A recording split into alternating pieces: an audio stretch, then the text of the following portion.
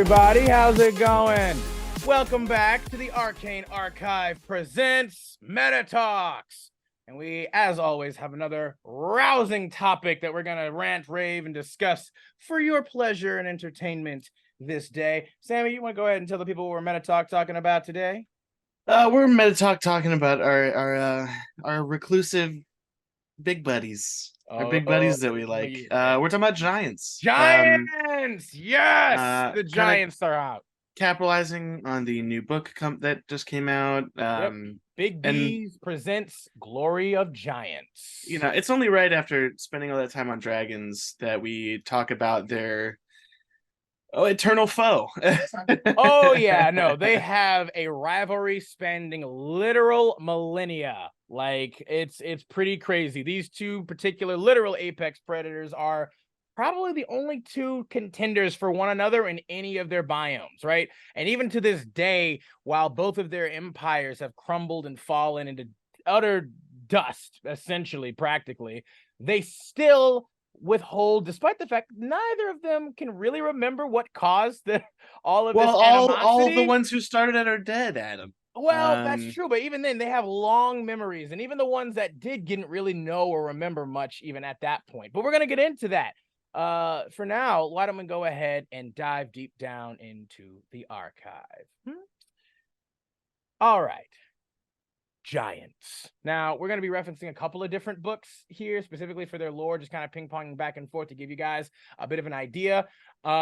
Just as a heads up, like we're going to kind of do a little bit of the Arcane Archive deep dive portion as well, just again to give you some context for a lot of their more meta aspects to them, you know.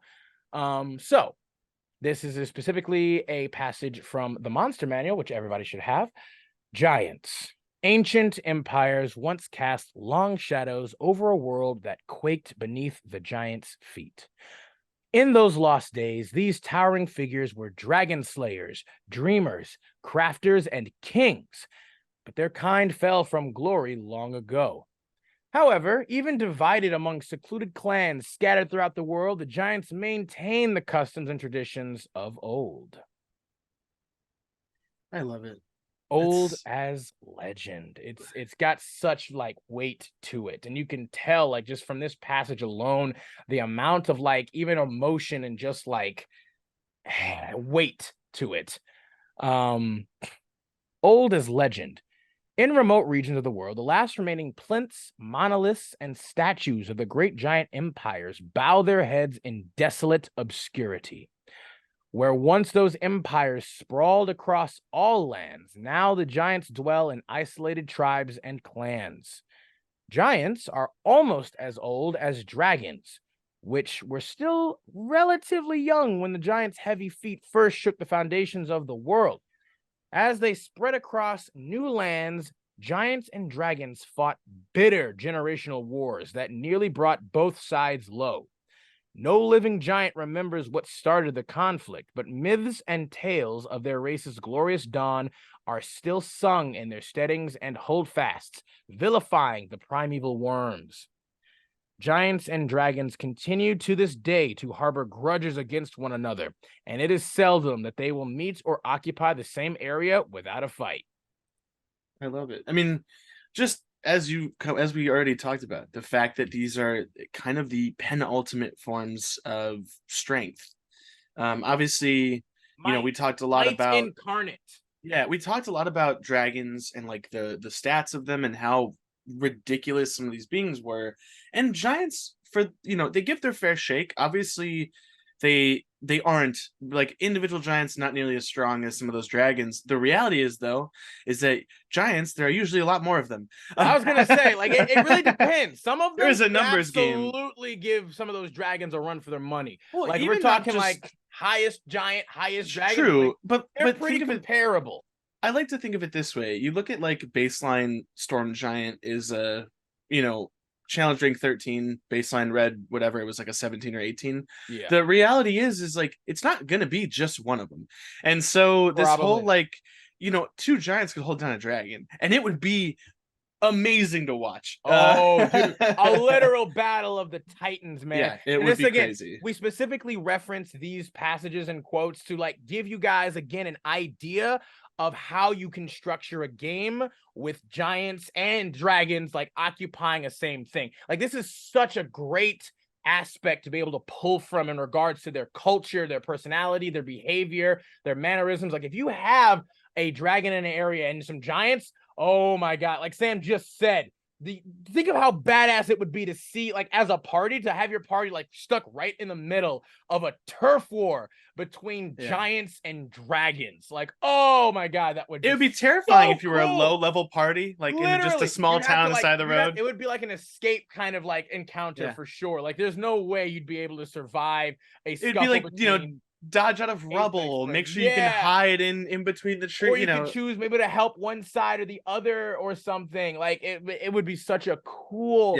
moment to have. Like, because it's and my favorite thing about this is obviously like it gives you this outline. You don't have to follow it to a T. And like in my mind, there is at this point in history in most where most games are played.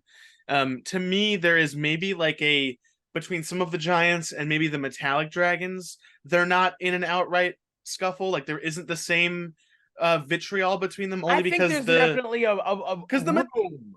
Like I would be more like it's a tentative. Like, can we just leave each other alone? And if we meet each other on the road, can we just go walk our separate ways? Yeah, I would say metallics and probably I would say maybe like storm giants. Storm maybe you could even say storm stone giants would cloud probably maybe clouds giants are neutral. So I mean, fire giants no. Yeah, cloud giants you could it's really a flip of the coin. Fire giants absolutely not. Hill giants and frost giants absolutely not. I would say any dragon, they are absolutely trying to kill that mother effer. Yeah, storm, stone, and cloud are either neutral or chaotic good. Yeah. And fire, frost, and hill are just evil. Usually evil, yeah. To me, like it would make sense in my mind, and like this is obviously more pointing towards like however you want to run it is how you want to run it. But this is how stuff like this where you can kind of see if you can maybe make it work and have it fun. I mean, how cool it'd be to have like a gold dragon and a storm giant together, like working together on something. Well, it's literally part of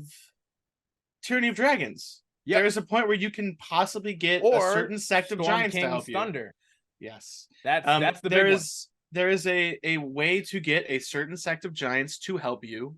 Not the frost giants that are from the castle in the first section of the book, but later on you meet like stone or cloud giants, I believe. Yeah. That you can convince to not outright try to kill y'all, so they'll help in the fight. So, you know what? Like the dragons. On that specific topic, let's go ahead and touch a little bit more into the specific differences of the 6 different types of true giants, as well as some of their giant kin. Should we if you'd like to, why don't you go ahead? Well, let's go ahead and give them a little bit more flavor text here. Why don't you go ahead and read the passage in Volo's guide real quick, the first one. Giants, the world shakers, the saga. Okay, yeah, the world shakers. Yeah, this is Volos, which if you don't know, if you have to choose between a couple books to get and you're a DM, this right here. This probably has the most specific background. This, if you like cool monster lore and you want to throw some, it is great. So this is the Giants World Shakers area of the book. The saga of giant kind began in the dawn of the world. Elves had yet to set dainty foot out of the Fey realm when the thunder of the giant steps shook the world to its bones. Even the dragons were yet unaware of the power and glory they would attain. The record of that early age had already vanished into the mists of legend by the time humankind came onto the scene. Now, not even the giants know the full truth of their beginnings. All the giants know is all that the giants and their kin know for certain is that they are sibling races. Humanoids such as elves, humans, and dwarves are more similar in size and shape than the disparate giant types are to one another, but those races have no shared heritage. In contrast, every true giant, regardless of type, can trace its ancestry directly to Anam the Allfather, which is like their progenitor god. Most giants believe that Anam took a number of consorts in addition to his mate Othea, accounting for the variety in appearance and abilities among the types of giant kind. Now, me and Adam were kind of going over this earlier. Think Odin. Yeah, in the Norse he would be pantheon. he's almost like Odin and Zeus mixed Yeah, together in a way. lot of weird fucking going on. Like he likes to have a D&D lot doesn't go of, into it. yeah, like literally his consort, like Othea, she's like literally a mountain. That's I what love she it. is. She's like she's a literal mount. Like she's, You're not joking. That's no, fucking no, no, no, wild. no, no. She's like a mountain spirit, but she's an actual mountain. Like he literally had sex with a mountain, and popped out giant babies from it. And so like, That's and then cool. obviously he also slept with a couple of other like elemental like goddesses or deities or beings, creatures, and the like for some of the others as well. But like that's Othea is like literally she's like an actual mountain, which is pretty hilarious. So the last of this part is giants and giant king can rank among the world's most fearsome creatures, literally towering over the other younger beings that crowd the world. Yet nowadays, most giants live in isolation or in obscure locations, exhibiting none of the collective grandeur and power of their forebears. Um, it's sad. It's a fallen from grace kind of story, which you can It is. 100% use. Whether it's the kind of bumbling idiot giants on the lower ranks and lower ends of things that just want to kill stuff, to the smarter, more kind of kings, like think royal court still, but they're almost hanging on to these traditions that don't mean anything anymore because they don't have the power that goes along with why you'd continue to have court and continue to act as royalty or act as these superior beings that have no leg to stand on. The thing being it's awesome. Is like, again, I feel like this takes very heavily, as Sam just said too, from Nordic mythology with like, again, Odin is also known as the All-Father. Although in this case, I would say that Anam is much more closer to the frost giant. Is it Mimir? Which dude? Yeah, the frost giant. I think something similar to that. I might not know the exact word, but who is the frost giant All-Father? Like basically in Nordic mythology, there is a literal frost giant that was said to have like from his body sprouted basically everything else. Like he is, and I believe that is in essence the idea of Anam. Is he is based off of that specific Nordic mythology god, where it's like basically that frost giant's body is the thing that laid out all of the 9 realms. And so similar to that, Anam is also in a number of different depictions known to have basically been the creator of like the material plane almost in essence. Like there are a number of things where he was the one that made planets and like created that stuff for all the other gods to then begin to propagate life and creatures and species on. Some others say like he was dreaming and the other gods like took essence from like the ether, the primordial ether that seeped from his dreams and created and fabricated reality from that. Others say he joined the other gods in terms of like creating and molding planets and worlds into reality and did it that way. But overall, he created the giants specifically with the intention of becoming a race that he believed was like the perfect race. They were the perfect beings and creatures that deserved to rule over this planet as well as potentially infinite others, right? And so essentially, in an age before human and elf, when all dragons were young, Anam the All-Father put the first giants upon the world. These giants were reflections of his divine offspring and also children of the world, birthed from the marrow of mountains, the hot blood of volcanoes, and the breath of hurricanes. And again, he literally like mated with actual like mountains, volcanoes, and hurricanes. Anam conceived the giants to be masters of the world. He gave them great height so they would look down on all they ruled. He created a hierarchy for his children known as the Ordning. And this is their stone, metal, ice, like steel-clad religion of hierarchy. He created the Ordning so that all would know their status with respect to one another and would know who among them stood nearest the knee of the All-Father himself. United in purpose, Anam's children built the kingdom of Astoria, the fabled empire of the giants, where they lived according to the Ordning. Storm giants ruled all from below and above. They held sway over the oceans from undersea fortresses and lorded over the land from castles in the sky. Cloud giants built immense floating cities and served the storm giants as their strong right hands. Stone giants and fire giants settled on the mountaintops and in the sprawling caverns beneath them, where they carved and forged the greatest works of giant art and craft. Frost giants defended Astoria with the might of their arms, not just on the chilly peaks and glaciers, but on every frontier. Hill giants sprawled over all other lands, subjugating lesser creatures through brute force. So, really quick, we will now run down through the ordning as Sam said before. If you'd like to go ahead and take that, Sammy. Yeah, you're talking about the Monster Manual one, right? Yeah, we can do that one, or we can also just do the others. Like, since both Monster Manual and Glory of Giants have basically the same thing here. Okay. I'm gonna go off the Monster Manual one because it's in front of me. But Yep. the ordning, each of the main giant races, Cloud, Fire, Frost, Hill, Stone, and Storm, are related by common elements of history, religion, and culture. They view one another as kindred, keeping any inherent animosity over territory and ambition to a minimum. So obviously this is very similar to like a caste system. But there isn't the same animosity as there is in the real world, which is a good touch. I think is a nice thing to have. Oh yeah, a structure that isn't built on animosity and oppression. Well, that's I was gonna say that might be one interesting aspect of their like culture as a whole, and not just culture, but even their psychology, right? Whereas they don't feel like resentful or angry or like debased or disrespected if a person like a giant in a higher ordering position than them like treats them a certain way. It's considered rude, like it is like, but it's not ever considered to be evil or disrespectful or anything like that. It's just like wow, you're being kind of an asshole. Like there's no reason for that. But they absolutely still are just like they 100% believe this. Not all of them. There are statistical outliers where certain giants will break off from the ordning in terms of following another kind of thing in search of either power, comfort, whatever. And those giants, if they are caught, are like loathed. They are excommunicated. They are considered outcasts now. Like it is dishonored. It is a heavy price to pay for literally turning away from the ordning from them. Which is a weird kind of like, obviously there's always going to be a sect of every group that is going to differ. The fact that it's so ingrained in giant culture to the point where it's like, well, if you don't follow this, you're not good for you as the individual. True.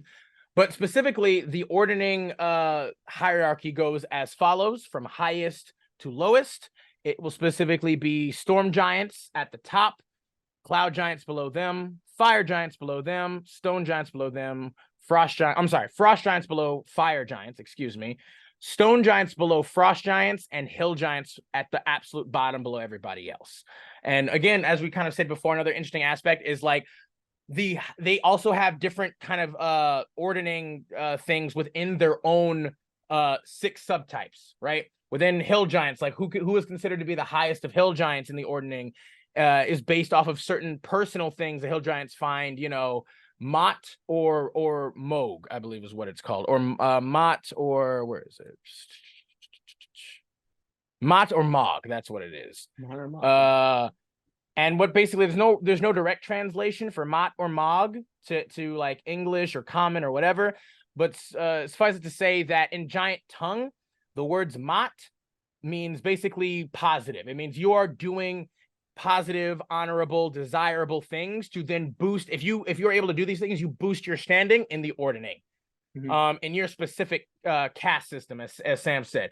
Those things that you do that are Mog are bad. They're the opposite, the antithesis. Those are bad things, dishonorable, heinous, sinful things that drop you lower in are considered to be like lower in the ordning caste specifically. And so like if for instance and every one particular like discrepancy in the ordning system is one being at the top, storm giants, they don't really have a strict hierarchical system in place for their fellow storm giants. Like all storm giants are honestly basically equal to them. They might almost maybe similar to like, as we've talked about, maybe gold dragons, they have a thing where they pay homage maybe to like a particular storm giant who was like older, wiser, maybe more experienced to them, and maybe consider him to be like their like storm king or whatever. I think there actually is a very specific aspect to that going on in Storm King's Thunder. Like there's a whole thing about like the ordering being like either like revitalized, restored, or changed up. Like there's a whole thing going on with the ordering that is the cause of that entire module. It's really cool and interesting. I suggest you check it out. But for storm giants, they don't really have a strict hierarchy thing. Cloud giants below them, however, on the other hand, have a very interesting kind of dynamic where they love like whoever is the most ostentatious, who has like the most wealth, riches, who's most famous, who can ever just claim to have the most stuff while still being like, you know, intelligent, manipulative. Like they love pranks is another thing. Like they're always about being able to, while still being humble, right? They're still humble, they're still nice, but they still have the most stuff and they can show that they have the most stuff. For fire giants, it specifically has to do with their ability to obviously conduct war, right? They're all about war and they're all about smithing. If you can show that you can smith and craft, like some of the most amazing things, you will always get a fire giant's respect. That, or if you can have the capacity to commit great violence and war, is another way. For frost giants, similar in a sense, they are all about might makes right. Whoever's the best hunter, the strongest combatant, the most powerful whatever, they absolutely bow down to that particular type of thinking. Stone giants, on the other hand, are vastly different. I love them. They are specifically the artists and free spirits and ironically still logical thinkers of the giants, where they are probably the nicest giants that you will encounter of all of them. Like they are all about craft and art and philosophy and all that stuff. Like storm giants as well are very philosophical, even maybe more so in a sense, but like stone giants again are still all about expression in that way. Hill giants, again, though, very similar to both, probably even more similar to frost and fire giants. They are also just about might makes right. And even in their hierarchy, they don't have a strict one either. It's basically just whoever is the biggest, the fattest, and eats the most that gets, you know, is at the top. That's basically it. Yeah, they're just like eating. Yeah, they eat everything and anything. They have insatiable hunger all the time. And again, whoever can get the most. Although I will say an interesting aspect to them is for I think even all giants, but maybe more so specifically for hill and stone, is the aspect of rock throwing. Mm-hmm. This is a really interesting, fun thing. Stone giants like it too. Yeah, no, yeah, but both hill and stone I think like it the most. But all giants I like do have a certain special place for this in their heart in terms of like your ability to hurl rocks. It's a literal sport for these guys. And now of course you're thinking rock throwing like our size. They're throwing boulders that could crush like a car. They're throwing literally the boulder in Indiana Jones, okay? Like it's like those size of things that they're doing. And they use this a lot of the time as a means of showcasing their ability, capacity. It's the one thing I believe that even like traversing every single giant tier or cast is like they all still are like, respect, man. You can throw that rock. You throw that rock real good, man. Good. Absolutely. Honestly, respect to you.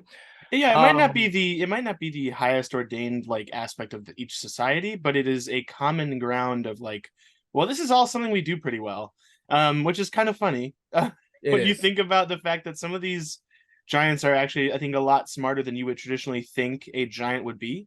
That rock throwing is still like it's still an time-honored tradition up to this very day for all of them. To be fair, you know, humans are pretty smart, and we throw beanbags into a wooden board with a hole in it. Yeah, depending on where you live. I mean, hell, one of our favorite pastimes. We literally hit a ball with a bat, or throw a ball through the air, or shoot it into a net. Like so it's like.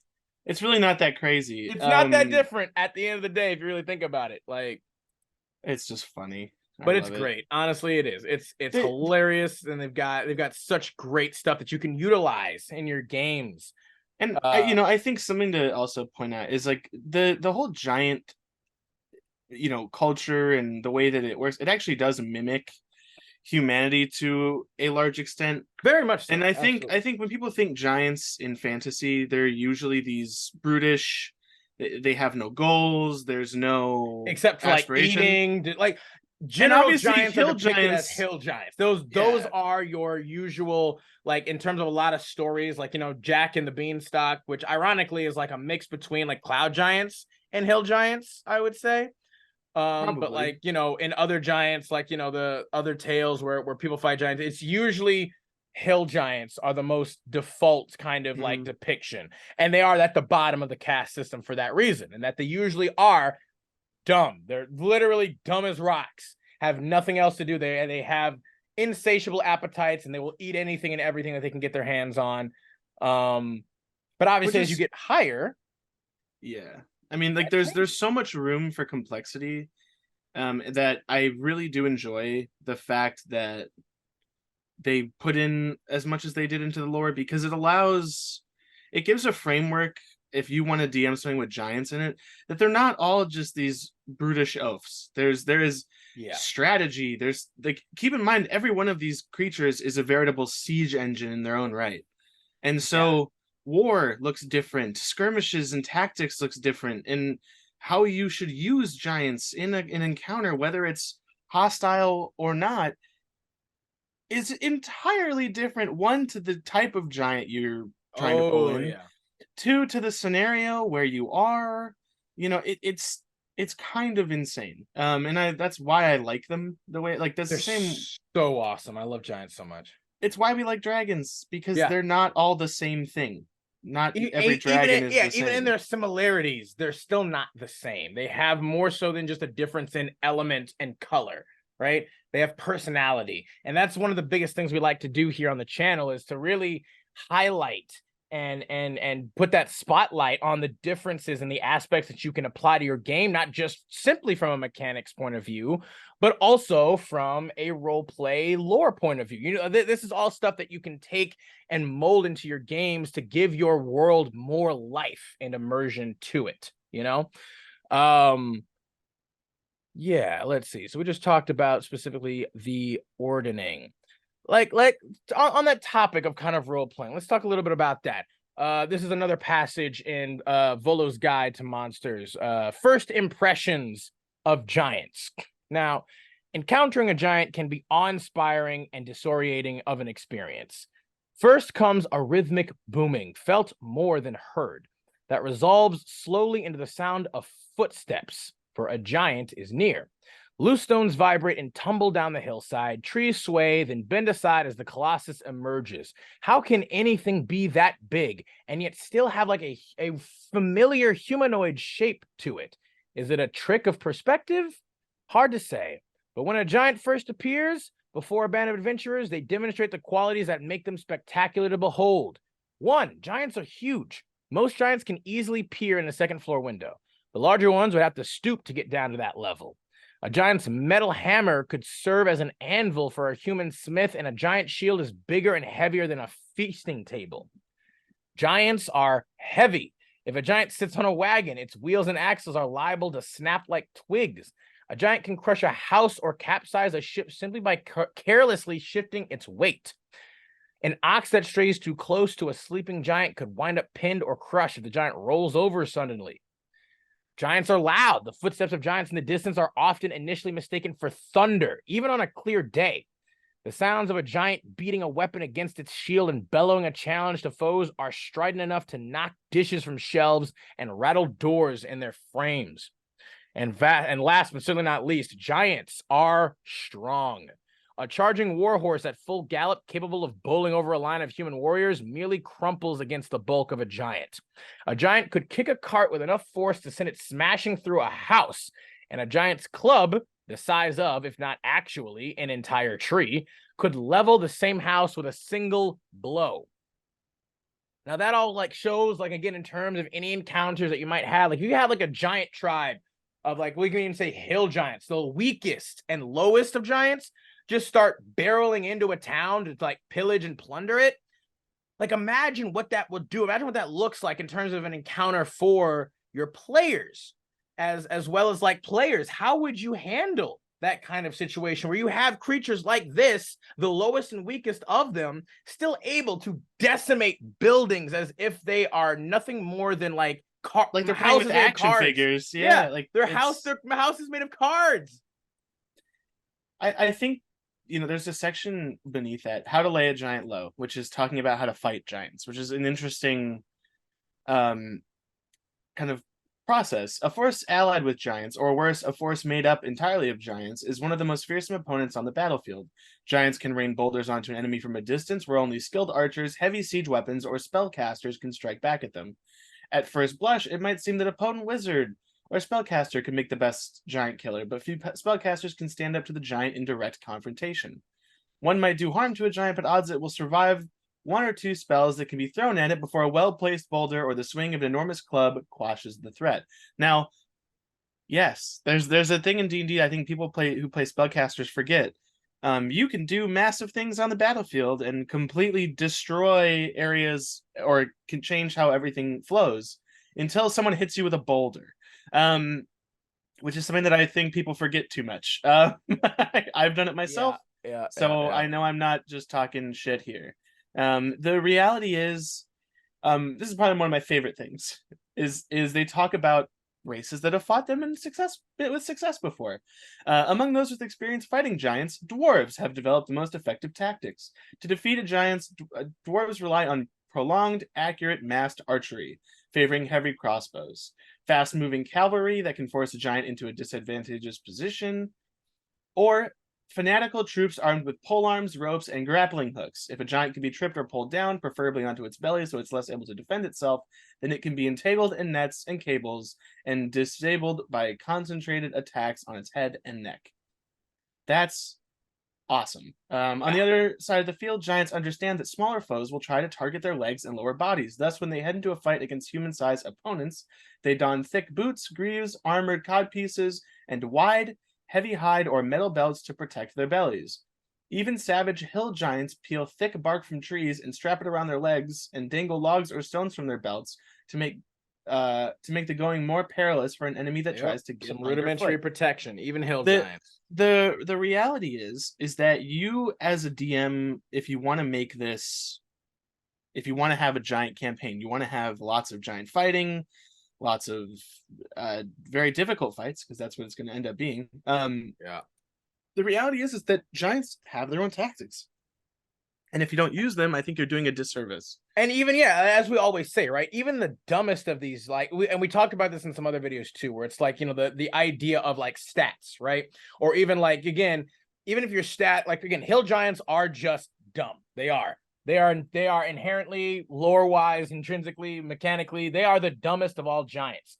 And yet, just due to their experience and what they have known like throughout their years, like, and that being the case, giants are also pretty long-lived. Even the smallest of them, like they go up in how long they can all live based off of where they are in their caste system. For instance, I believe like hill giants, is 200 years. Stone giants, interestingly enough, are actually the longest lived at 800 years. Frost giants, I believe, go for like 300 to 400. And I believe fire giants go from like either 4 to 5, and then cloud go from like, I think also 4 to 5, and then storm are like 600 years, and then like stone giants are like 800. It's pretty crazy how long these guys can live too. And in that time, you're gonna pick up stuff. Like you're gonna pick up experience and knowledge on how to deal with especially smaller creatures who are now much more prolific, if not predominant, in the world, and who you're gonna be dealing with. And even with hill giants being the dumbest, like it's like you don't want to step on stuff that's gonna hurt. They have a lot of pointy things that prick at me. Like I don't like that, Yeah. And so it's like you can absolutely give them that little flavor aspect to it to make it a bit different, or because you're gonna have some players every now and then who are gonna be like, aren't they like wearing like a loincloth?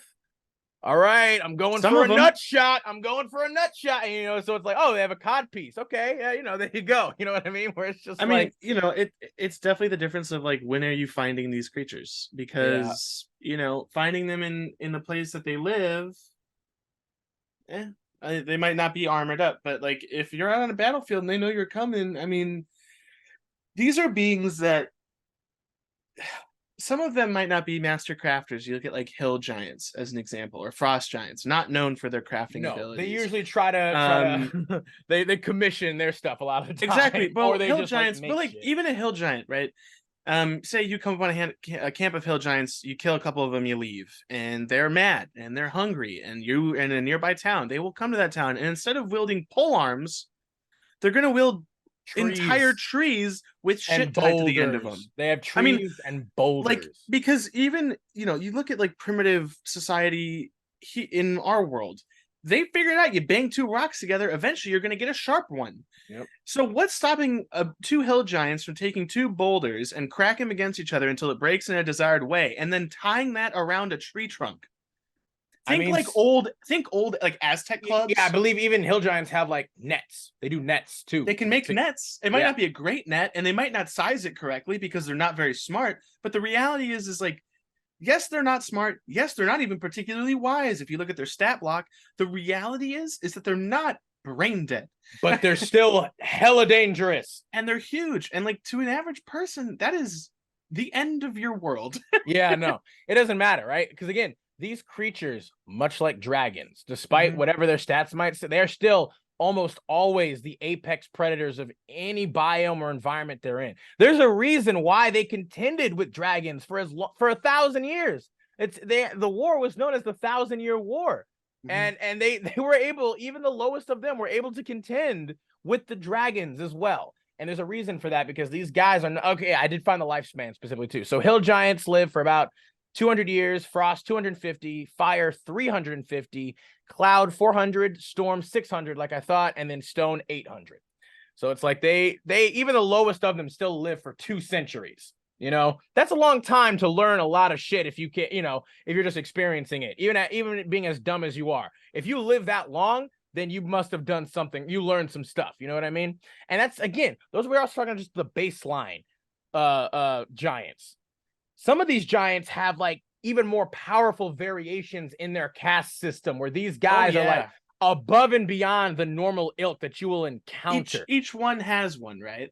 Even more now with again the new book that just came out. There's even Oh more shit. variations, where now they're even more like diverse in terms of the stuff, because that was always the case. It's like, just like humans and elves or any other humanoid race, you have various types and degrees of abilities, focuses on certain skills, tactics, and stuff like that.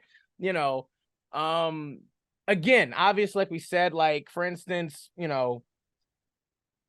fire giants would be the most prolific weapon users. They just would be, because of their ability to their dedication and passion for smithing and armor. Like again, you guys may have heard of, I believe he's called, what is it a fire giant juggernaut? Is what it is. Dreadnought. Dreadnought is what it's called. A fire giant dreadnought. This mother effer has 2 giant spiked tower shields for a giant. And to be fair, fire giants, ironically, are actually some of the shorter giants. Like they Yeah, actually they are are. like, They're more compact. yeah. Usually giants like tend to view height as being another like position of stance. Like the bigger you are, normally that means like the higher you are in the ordning. I Fire believe giants, frost are similar. yeah. No, frost are actually big. Frost are actually sometimes, a lot of time, taller than fire giants are. And yet frost still pay homage to them and still defer to fire giants, because they are just intrinsically higher in the ordning. And also because of the fact that fire giants will usually a frost giant up. Like they're usually just going to be stronger than them regardless. And that being the case is also because fire giants, their ability to smith and is unparalleled for almost anybody else, right? They can make the best weaponry of almost any race that you can think of. They're up there with dwarves and gnomes for their ability to smith and craft shit, right? And even though they're smaller in stature, they're still like this fire giant dreadnought. Again, is still like huge. He's size huge. So at least what is that? It's 20 feet technically, like 20 feet tall. There's Higher. There's technically a range, I believe. Yeah. It's from I mean, 20 at the lowest. It's 20 feet tall at the lowest to obviously higher. I just want to point out, you mentioned the dreadnought. I just want to mention, this is a fun one that I've always wanted to put in a campaign, but it's the Cloud Giant smiling ones. Oh, the smiling ones. So they basically are giants that emulate the Cloud Giant progenitor, which is what is it? Memnor? Yes, Memnor is the Cloud Giants. They kind of emulate that above anything. Oh yeah. And so like one of the great things that they can do is just by themselves, whatever. They have multi-attack, and they can either make 2 slam attacks, which do bludgeoning and psychic damage, or they can do 2 telekinetic strikes, which are a ranged spell attack with a range of 240 feet that do on an average 25 force damage. Now, doesn't sound maybe. Let me reiterate that for you. 240 feet. You can't tell where it is because it's telekinetic. Yep. It's just you're walking through somewhere, and if they don't like you're walking through somewhere, and all of a sudden you feel like the rib cage on one side, like someone punched it with like a boulder. Yeah. And that's something they can just do from 240 feet away. That's insane. They also have the ability to change shape, and they have spells. All of them being very like, suggestion, silent image, fog cloud, invisibility, like all very illusion based, but they also have the 8th level spell control weather at will. No. Cloud Giants are the most magic oriented of all of them. Like, and in so a lot of ways. you look at stuff like this where, even the baseline ones, maybe they're not scratching that itch for you, and you need something a little bit more powerful.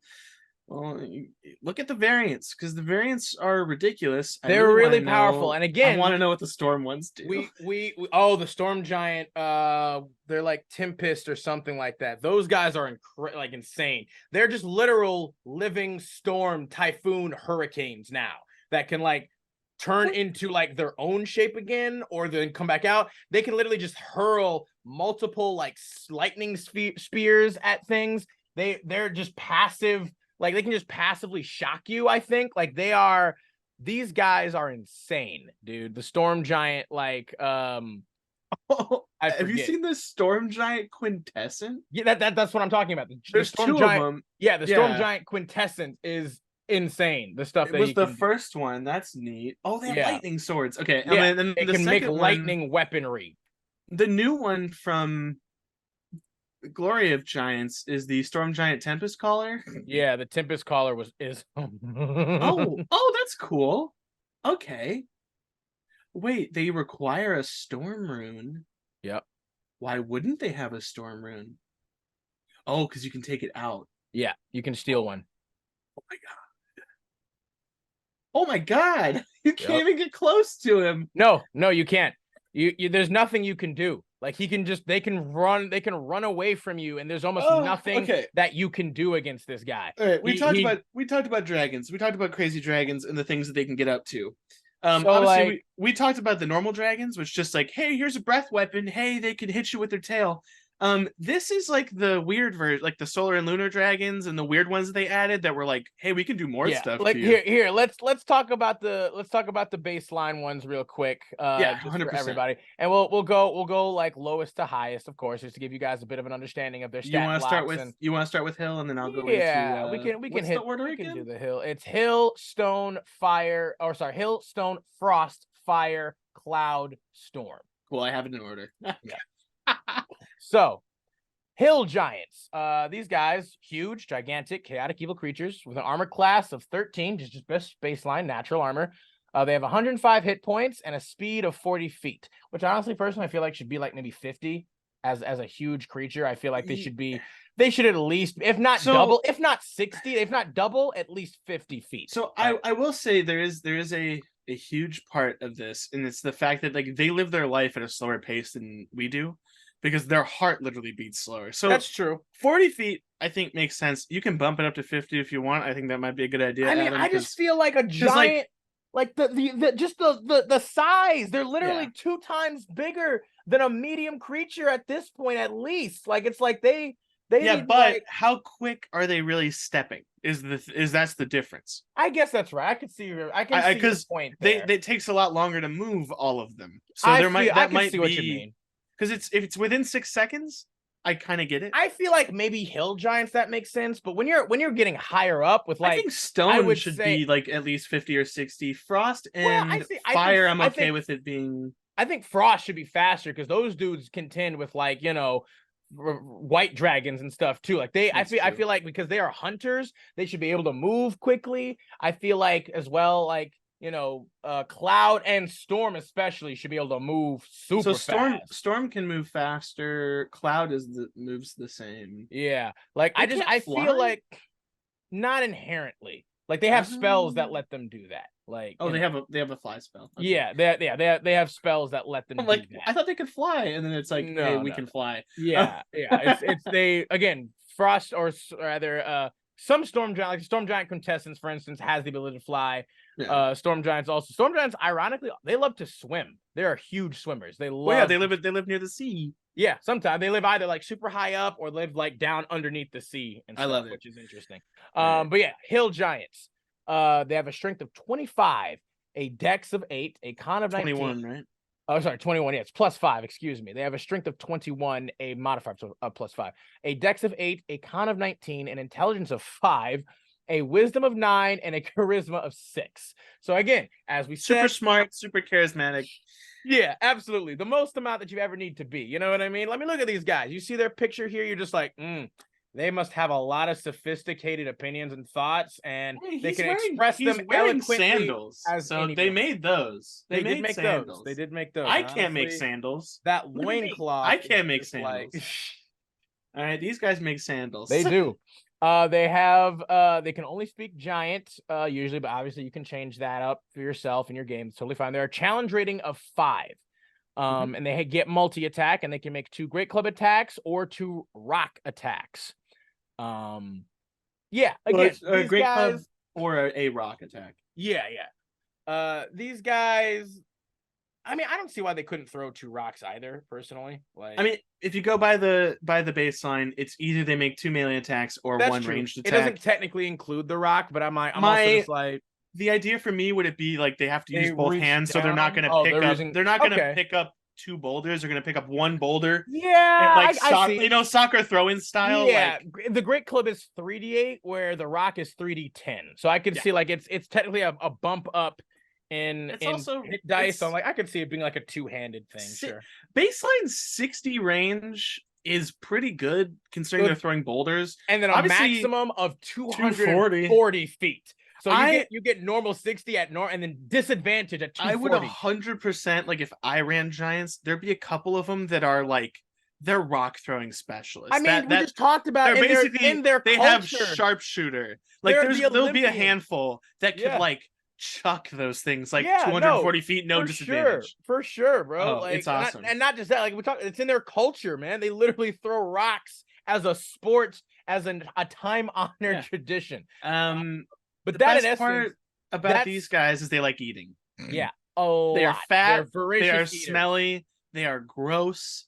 They're just gross. And just to give you an idea too, the hill giant hunts and forages alone, or potentially with a dire wolf companion.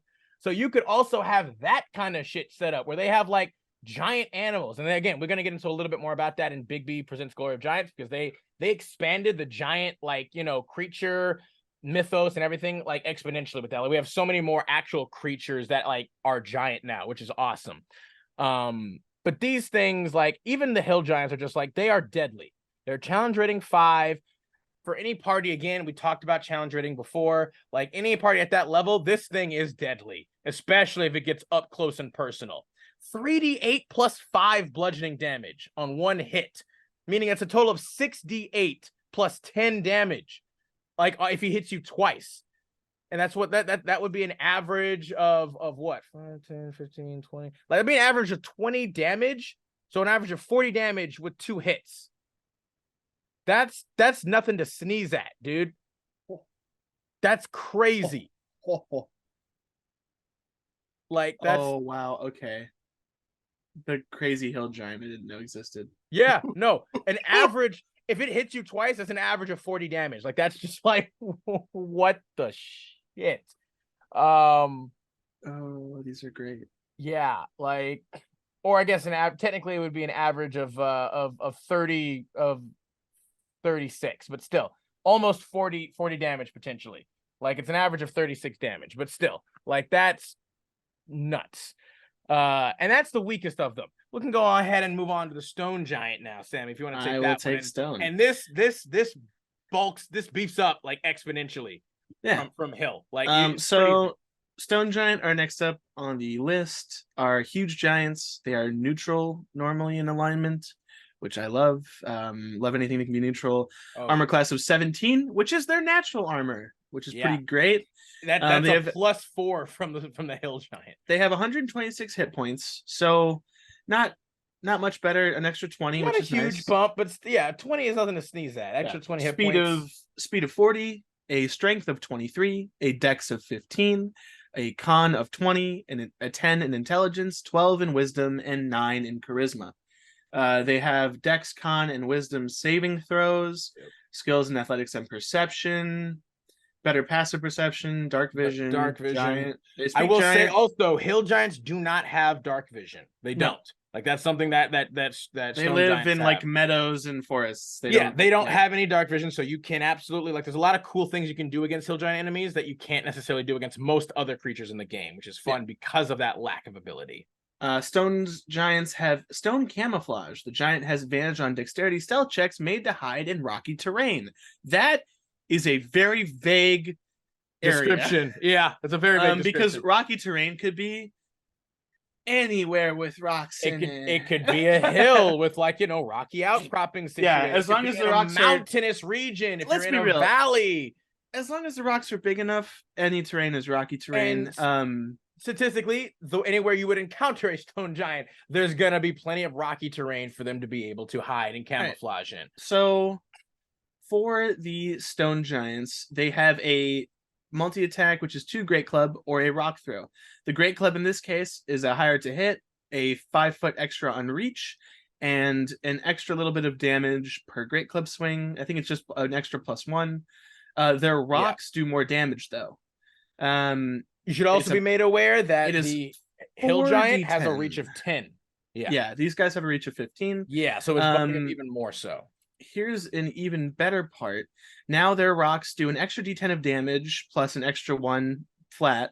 And if the target is a creature, it must succeed on a DC 17 strength saving throw or be knocked prone. There is no size limit on this. Nope. Which is cool because they are huge, so it makes sense. Yeah. They also have rock catching as a reaction. If a rock or similar object is hurled at the giant can, with a successful DC 10 dexterity saving throw, catch the missile and take no bludgeoning damage from it. So, okay. Now, this would not work on They're literal monks. They're giant monks. Arrows or bullets, but we're talking siege equipment. I mean, I wouldn't say arrows or bullets. They're too small. It just doesn't make sense. But you're talking like catapults? No, it says rock or similar object. Arrows and bullets, not the same thing. But I would say if you're using a sling with rocks, that's not going to be very helpful. I mean, a bullet is like it moves too fast. I mean, I feel like they could just put their hand in front of it. That would tear through. But my favorite thing for this is you're talking about a giant sieging a city, right? Throwing rocks. And what are you going to do back? Well, trebuchets, catapults, siege equipment. Ballistas, not super common everywhere because of the metal that goes into making a ballista and the fact that it is harder to load than a trebuchet or a catapult. Sure. So, rock catching, you shoot them and they just catch it it's a DC 10. They will make that. What about a fireball? Could it catch a fireball? No, maybe? It's a spell. But it's an object. It's supposed to be an object, Adam. Either way, what I love about these guys is the rock catching reaction doesn't even really make a whole lot of sense because they're not warlike in their baseline personality. They are the reclusive, quiet, peaceful artists. I love that they live in like quiet, dark cave networks. Yep. We've talked about some of these other beings. Like we talked about dragons. Dragons don't have cities. No. Dragons don't have They don't have family They don't really homes. have communities like No, that. Like some of the them, most you'll get is like in the maybe like a metallic silver, dragons. like a silver They'll dragon. be they'll have like a conclave they go to, like a meeting that they'll have, and there'll be a Yeah. cool place that they meet up, and that's neat. And But maybe it's they'll not a have a home. mate. Like they could have a mate. Like Yeah, certain metallic could have a mate, but but they don't normally live together. they They don't don't congregate normally together. stick No, a around. lot of them will even go like to human civilization, for instance, and blend in with them rather than Yeah, their own dragon but kind but most of the these time. monsters, which by the way, major footwear upgrade, these guys have what look like moccasins on. Yeah, they almost look So like leather shoes, real quick. Like yeah, peep this dude's kicks real quick, bro. yeah, dude, Like that's what I'm talking. Like, oh I my want you to know god. now. The new theme is every giant. I'm gonna look at their toes. Yeah, straight up, bro. I mean, well, that's what you would see statistically What are speaking. If the you saw a what are giant, you those see their dogs? toes first. What are those dogs doing? But the reality is they're literal. Like they're known as athletes. They're known as stone carvers specifically, which is super cool. And Yeah. so like again, these like as we get into these giants, like the societies that you could come up with and have in your world that your players happen upon is so cool. Yeah, yeah, I yeah. just want to live in giant society because all the doors will be too big for me to open. Again, and one thing that's again a bit special about the stone giants is that they are canonically also considered to be some of like the tallest as well. Again, as they age longer than any other giant, despite being technically second in the ordering. They're also considered lithe to their Yeah. giant counterparts. Oh So yeah. they are No. they are like athletic in the traditional sense. They're Oh yeah. not so big that they can't move around gracefully, which I think is a great touch. I think it makes sense because they have to be good with their hands. Yep. They're dexterous more so than some of the other giants. Oh yeah, they're much more fine tuned. They're not They're macro, but meticulous. their micro movements are much more, Yeah, their motor skills are great, which we Yeah. love. But I think All that's right. it for them. I think we can Yeah. move on to Move on to oh, look at Frosty. these boots, my Good guy. old Frosty the snowman right He's over wearing here. boots. Yeah, dude. no, they He again had like legitimate armor. they get yeah, no, they do again. And normally they make it out of excuse me again, they make it out of the bones of their fallen prey and enemies. Oh, A lot of the time. dude. Again, if you look at the monster Boots.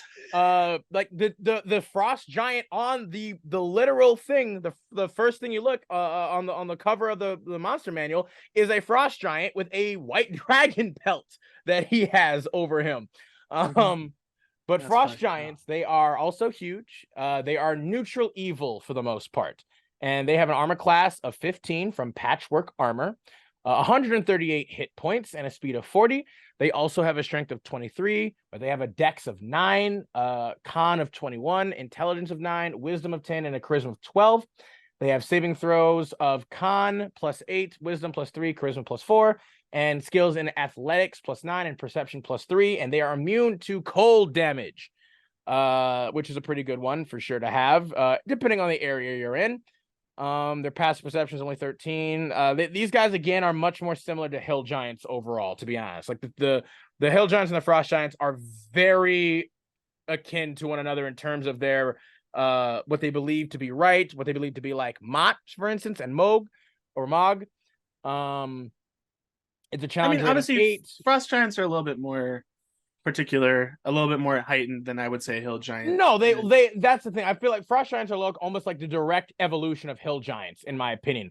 They're not quite, they're still not very smart, they're still not very charismatic, but they are far more accurate, adept, and proficient in death and hunting and all that shit. For instance, they get for their weapons great axes, and great axes specifically of the giant variety. These bad boys deal D12s of damage, 3 D12 of damage.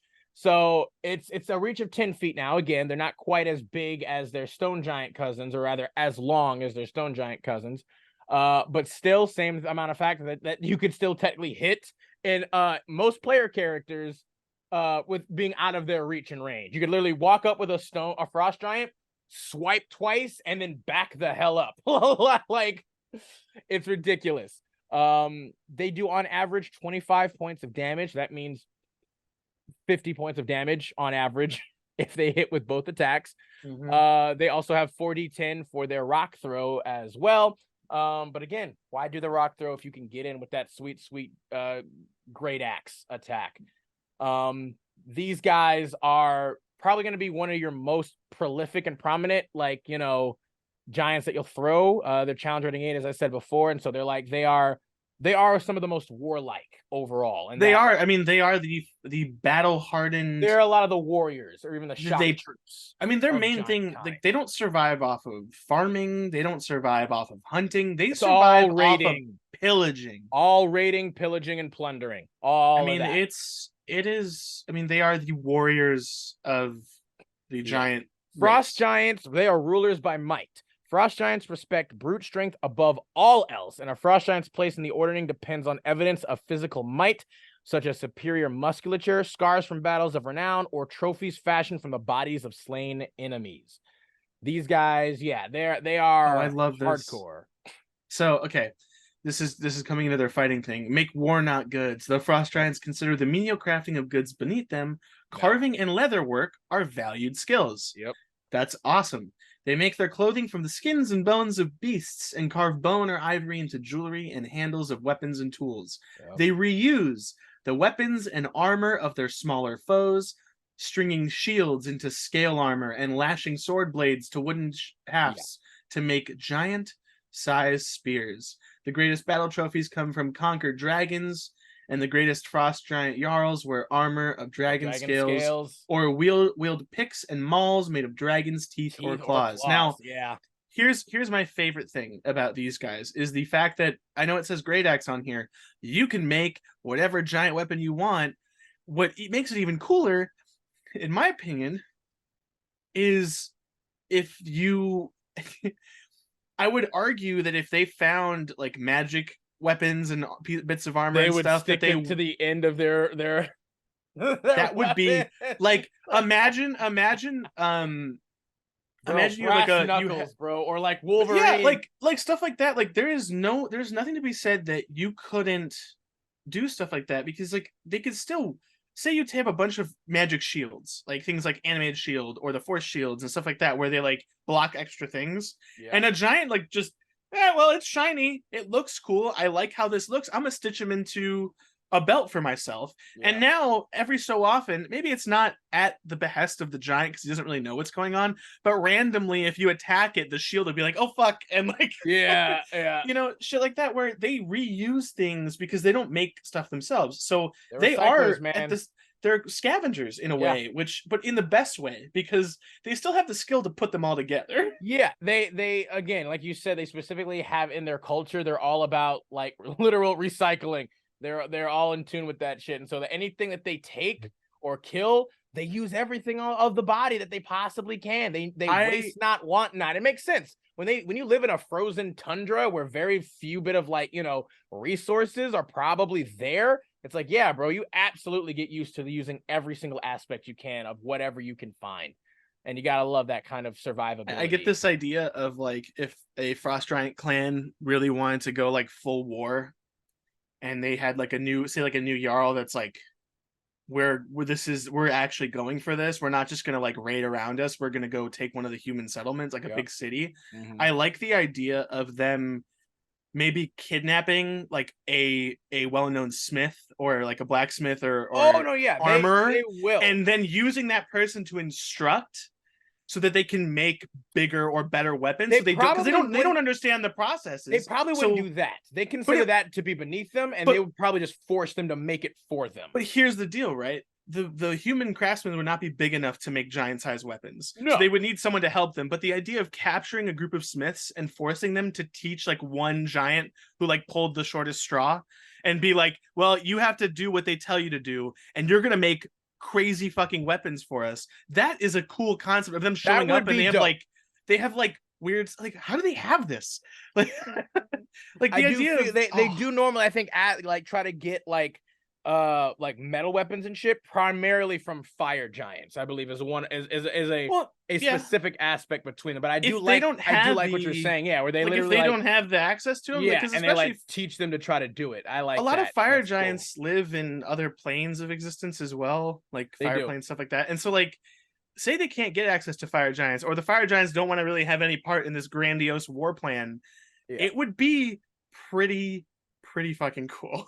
In my opinion. You know what? Speaking kidnapping of an inventor. Yeah, we'll do fire next. Let's go ahead and check them out. All right. Now we had boots on the last one, and moccasins before that, and flip flops before that. Now we're talking plated shoes. This is straight These up are plated greaves. plated These are greaves. armored greaves that we've got right All right, here. I'm loving this. All right, fire giants. They're huge giants, lawful evil. They have an armor class of 18, plate armor, which also means you could throw them in a smattering of different metal armors if you choose. Hit points 162, a speed of 30. They are the slowest of the giants. Yeah, They have a strength decent of reason.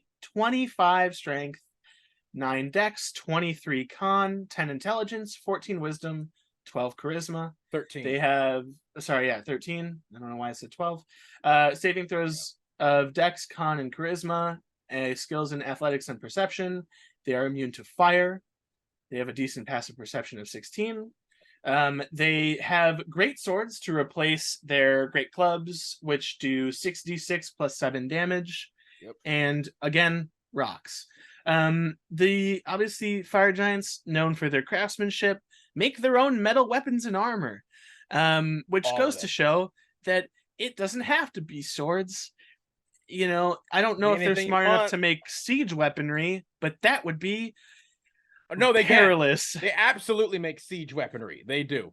That is a thing that they. I know they're skilled. They're skilled artisans is like their main thing. That's that and being martial experts. Yeah. So let's look at the skilled artisans tab because I love it so much. Is fire giants have a fearsome reputation as soldiers and conquerors, and for their ability to burn, plunder, and destroy. Yet among the giants, fire giants produce the greatest crafters and artists. They excel at smelting and smith work, as they do at the engineering of metal and stone, and the quality of their artistry shows even in the implements of destruction and their weapons of war. Fire giants strive to build the strongest fortresses, the most potent siege weapons. They experiment with alloys to create the hardest armor, then forge the swords that can still pierce it. Such work requires brawn and brains in equal measure, and fire giants high in the ordning tend to be smartest and strongest of their kind. Yep. Now, this leads me to believe shoulder-mounted catapults.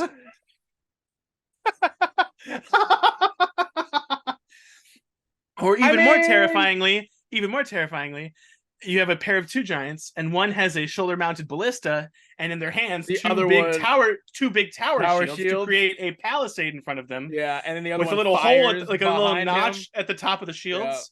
Yeah. And similar to medieval crossbow fighting, when each person would carry small tower shields that they would stick into the ground in front of them, except this one is two of them, and they're as big as the giant, and then the other giant stands behind him and uses a full giant-sized ballista to I think erase people would be the term I would use. Yeah, pulverization would probably. Well,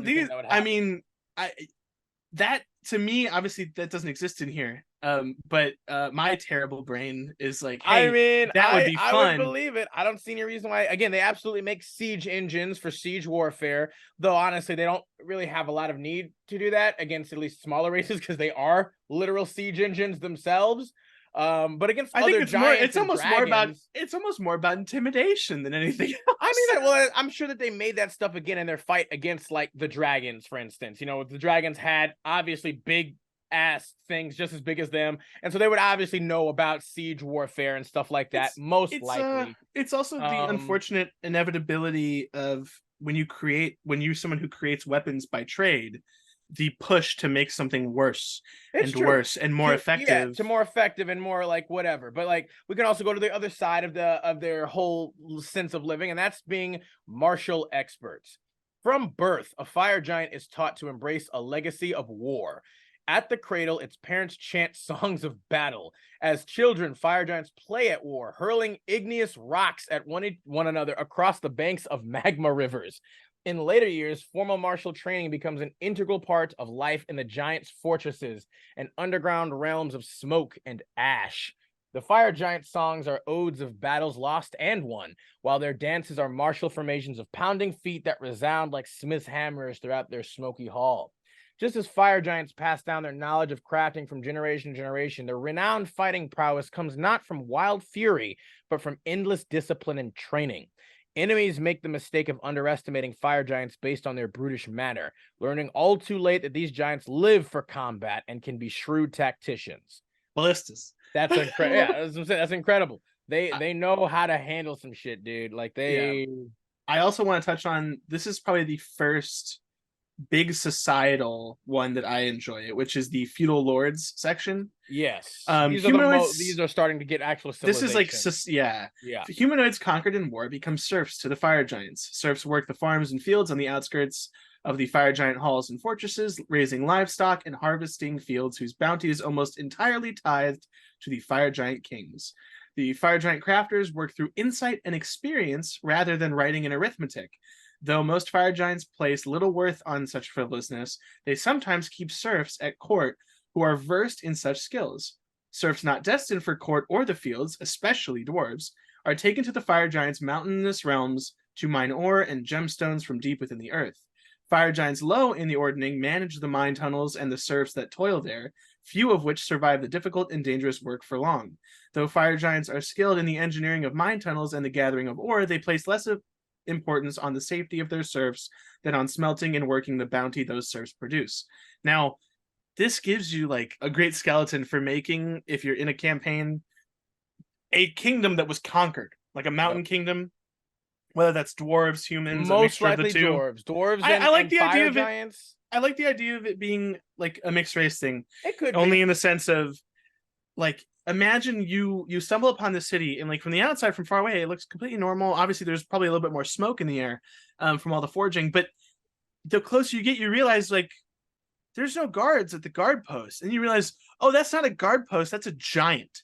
Yeah. And so like the reality is these, they will take an entire city, all the surrounding area, Oh yeah, no, and use all of it. The farms, the everything. It's literally and like a machine that just sucks up all the resources. I mean, that's the thing. Dwarves and fire giants have a particular hatred for one another, lore-wise. Like, again, we're talking about like rivalries. They hate each other with a passion. And the irony of it is, though, is that they also do like fire giants. Again, they are usually lawful evil. That being the case, like I said, like Sam said, they take serfs, and they usually don't give two craps about any of their serfs whatsoever in any way, shape. Again, you are little more than cattle, or if you're lucky, maybe a pet. You know. Well, the ones that have good ideas.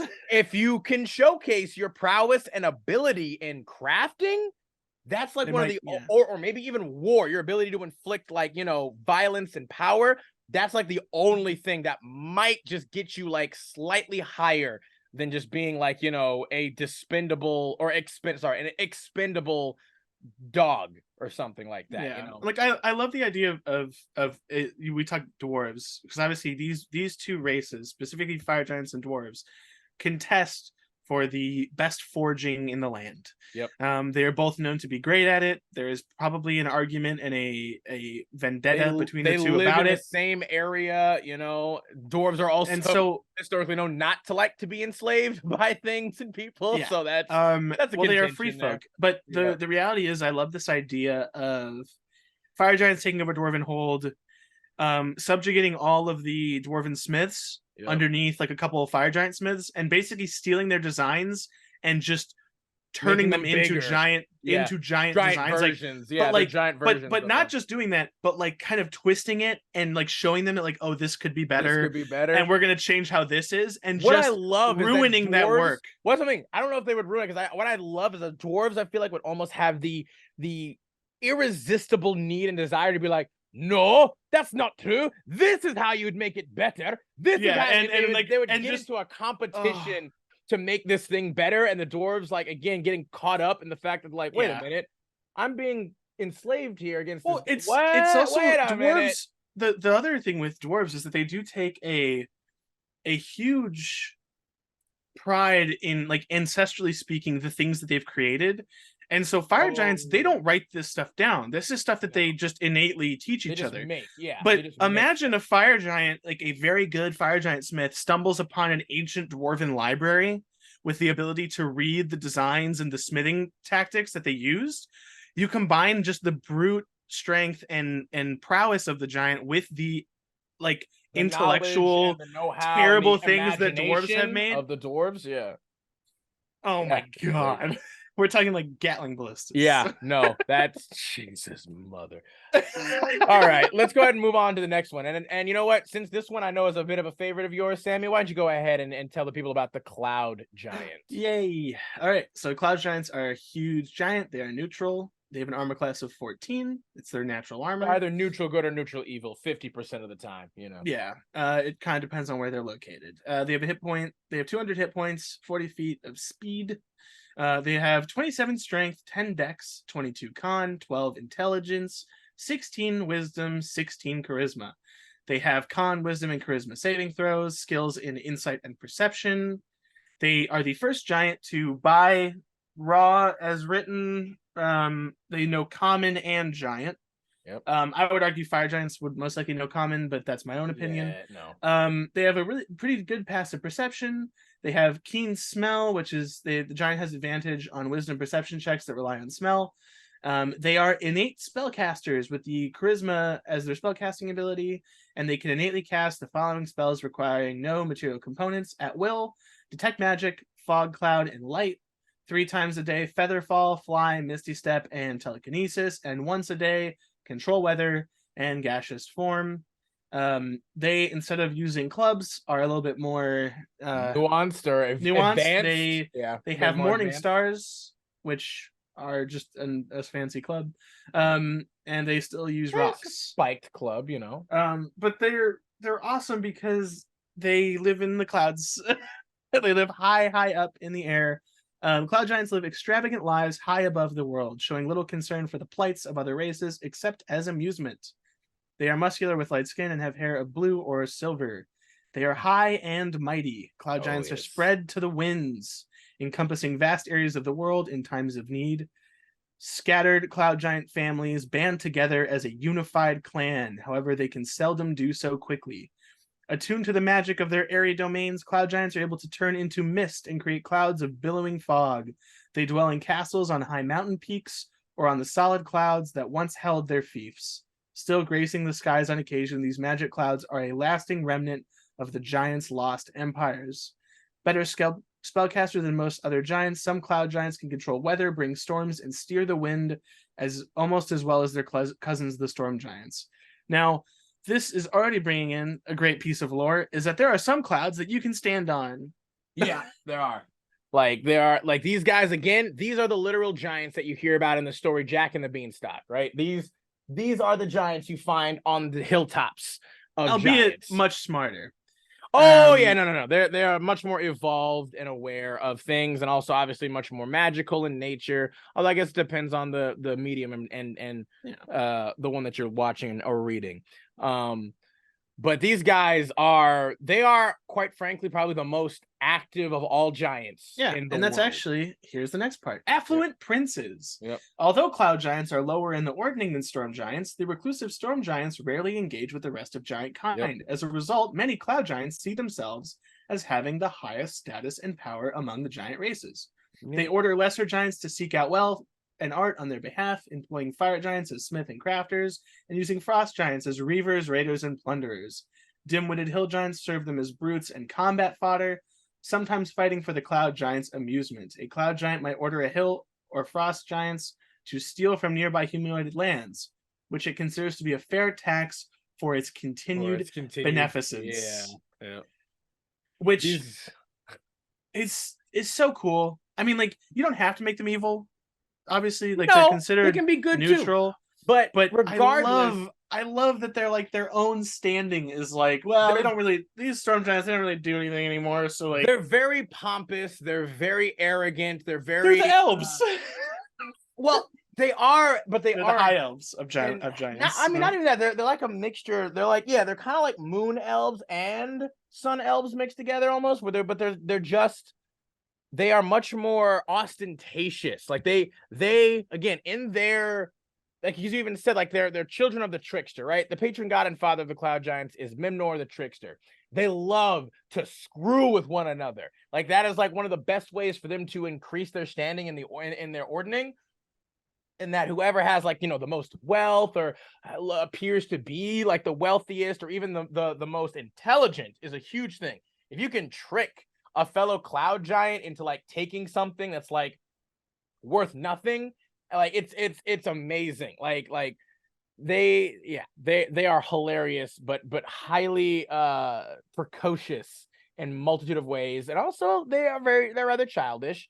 To be fair, though, again, let it not be said that just because like they will often consider themselves to be highest, should a storm giant show up at any point, they will 100% kowtow to that storm giant, like bar none. They will not, like they're under no illusion, should a storm giant actually be present, that they have any capacity to be higher than them in any way, shape, or form. They do know their place, albeit they know they could probably get away with it. They like to stretch it because, storm giants usually are very uninvolved and indirect. But they're really cool in that way, and especially the fact that, again, they are the most active like giants in the world. They have giant floating castles that could be just flying over the land. They will literally they have magic, like that. This is the first one that we see that actually has any access to any kind of magic stuff, which puts them far and away quite more powerful, even though their physical attacks are relatively like but yeah, all right. Those are probably the ones that you will see the most in most campaigns that your GM can utilize the most actively, aside from maybe hill giants as an antagonist. But cloud giants, you can use them in so many different ways. That's so cool. All right, and then last but certainly not least, let us go ahead and touch upon the biggest of big boys, the storm giant. Storm giants, they are also huge. They are chaotic good for the most part. They have an armor class of 16, scale mail. They, as you see here, they've also got them greaves right there, bro. Those are some straight up guard protective greaves. I didn't look at cloud giant feet. Oh, cloud giants. Oh, they got no shoes. Yeah, they got no shoes. They like to chill out. Raw they walk on clouds, man. Why do they need any protection for their feet? You know what I'm saying? They walk. They're above it all. Storm giants, on the other hand, these guys are like ancient, like Rome legionnaire kind of garb. But they have a whopping speed of 50, a swim speed of 50, a 230 hit points total, a strength of 29. Just baseline storm giant, strength of 29. That's a +9, ladies and gentlemen, for your modifier. Dex, go ahead. No, I just said, ooh. Yeah, no, it's too strong. A dex of 14, a con of 21, an intelligence of 16, a wisdom of 18, and a charisma of 18. Like, these guys are nuts. These guys are absolutely nutters. They have proficiency in strength, con, wisdom, and charisma, as well as skills of arcana, athletics, history, and perception. They have resistance to cold damage and complete immunity to lightning and thunder. They have a passive perception of 19 and can also speak common and giant, just baseline rules as written. They are challenge rating 13. They also are amphibious, meaning they can breathe both air and water. These guys now usually carry great swords for their melee attacks, dealing same as a fire giant, which is 66 +9 for their modifier, dealing an average of 30 damage per single hit, meaning an average of 60 damage per 2 hits. They can also throw rocks if they'd like, although theirs are now 4d12 of all things. Upgraded rocks. Yeah, as well as they get some spell casting, not as much as the cloud, but a little bit more. They can at will cast detect magic and levitate and light, and then once a day they can cast control weather, as well as water breathing. However, they get a lovely little innate ability that can recharge on a roll of a d6 on a 5 or 6, and that's known as lightning strike. The giant hurls a magical lightning bolt at a point it can see within 500 feet of it.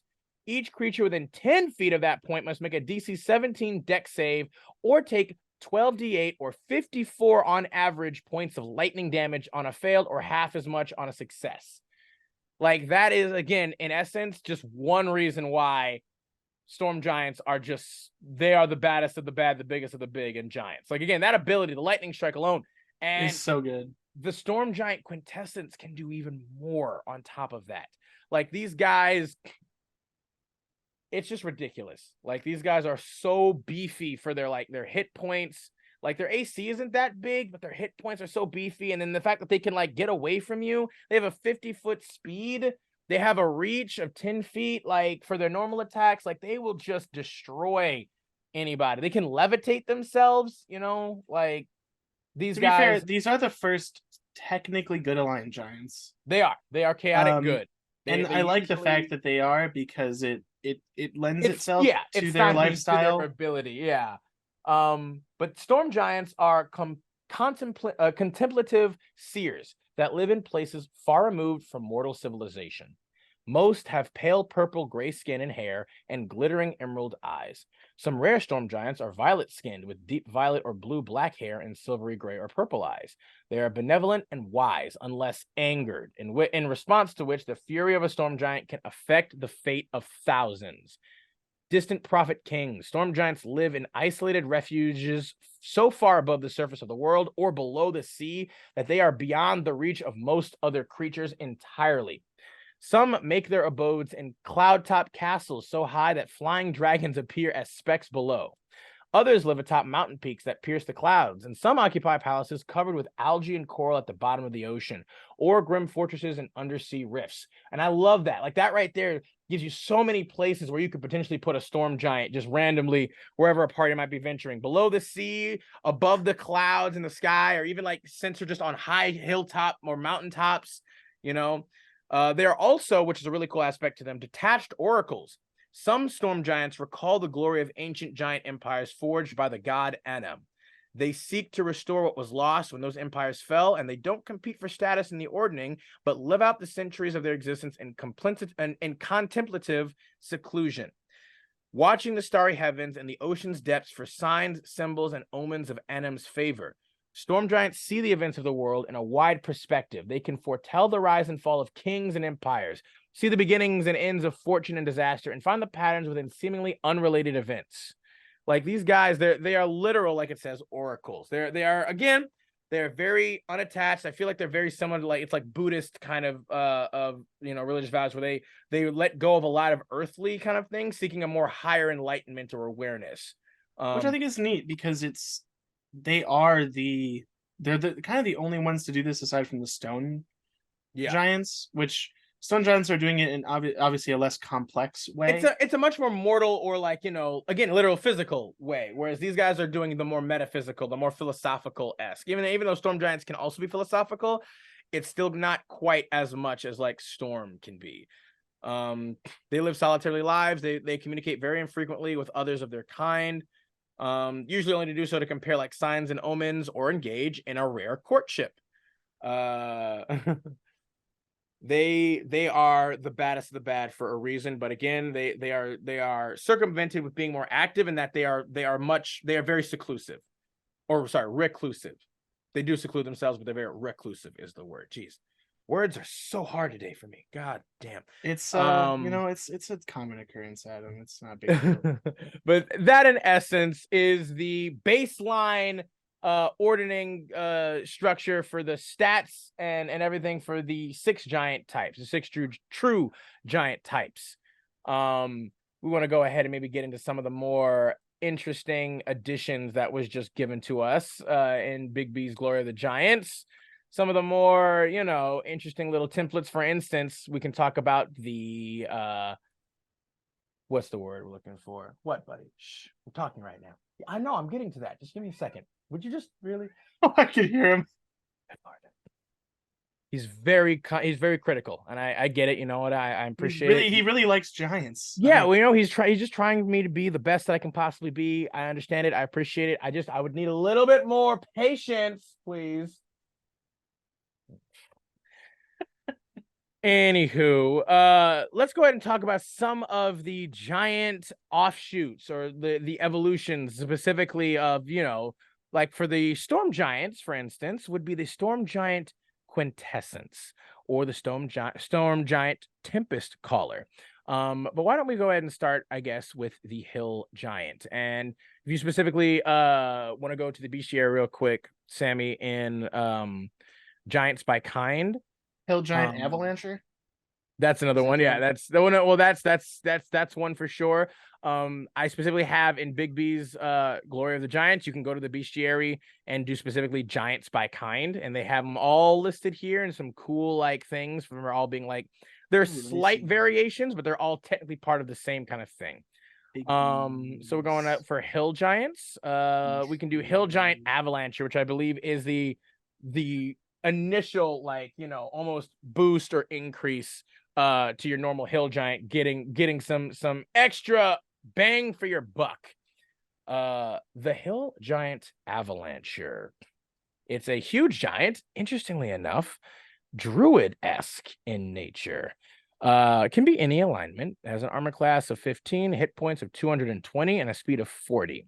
It has a strength of 21, dex of 8, con of 19, intelligence of 9, wisdom of 18, and a charisma of 10. It has saving throws in strength, con, and wisdom, as well as skills in nature and perception, which are far better than a normal hill giant.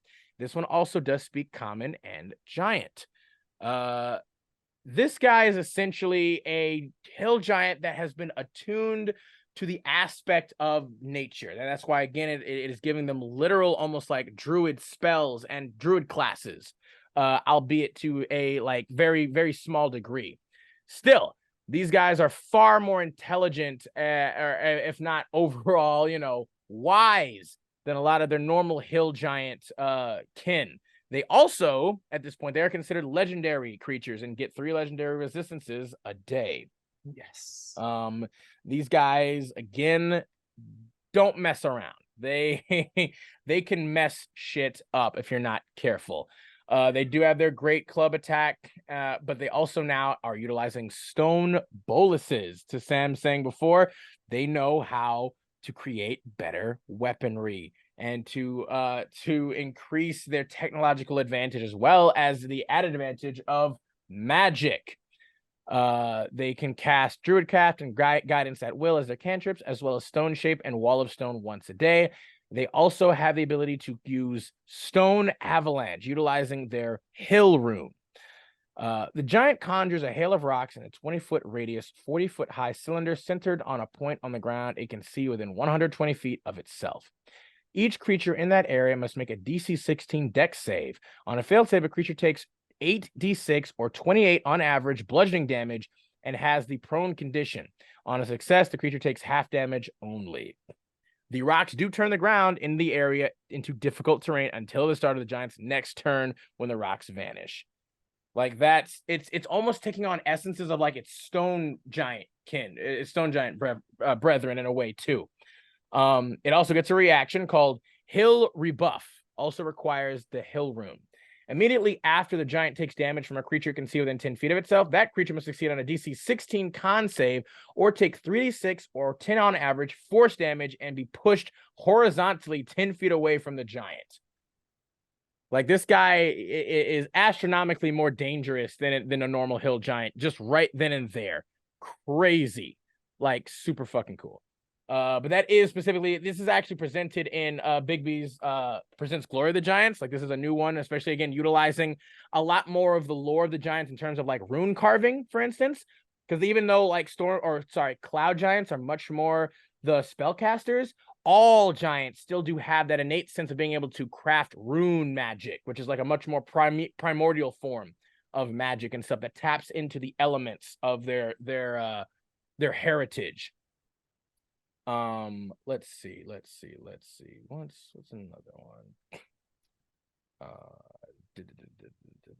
For stone giants, another really great one would probably be the Stone Giant Dreamwalker.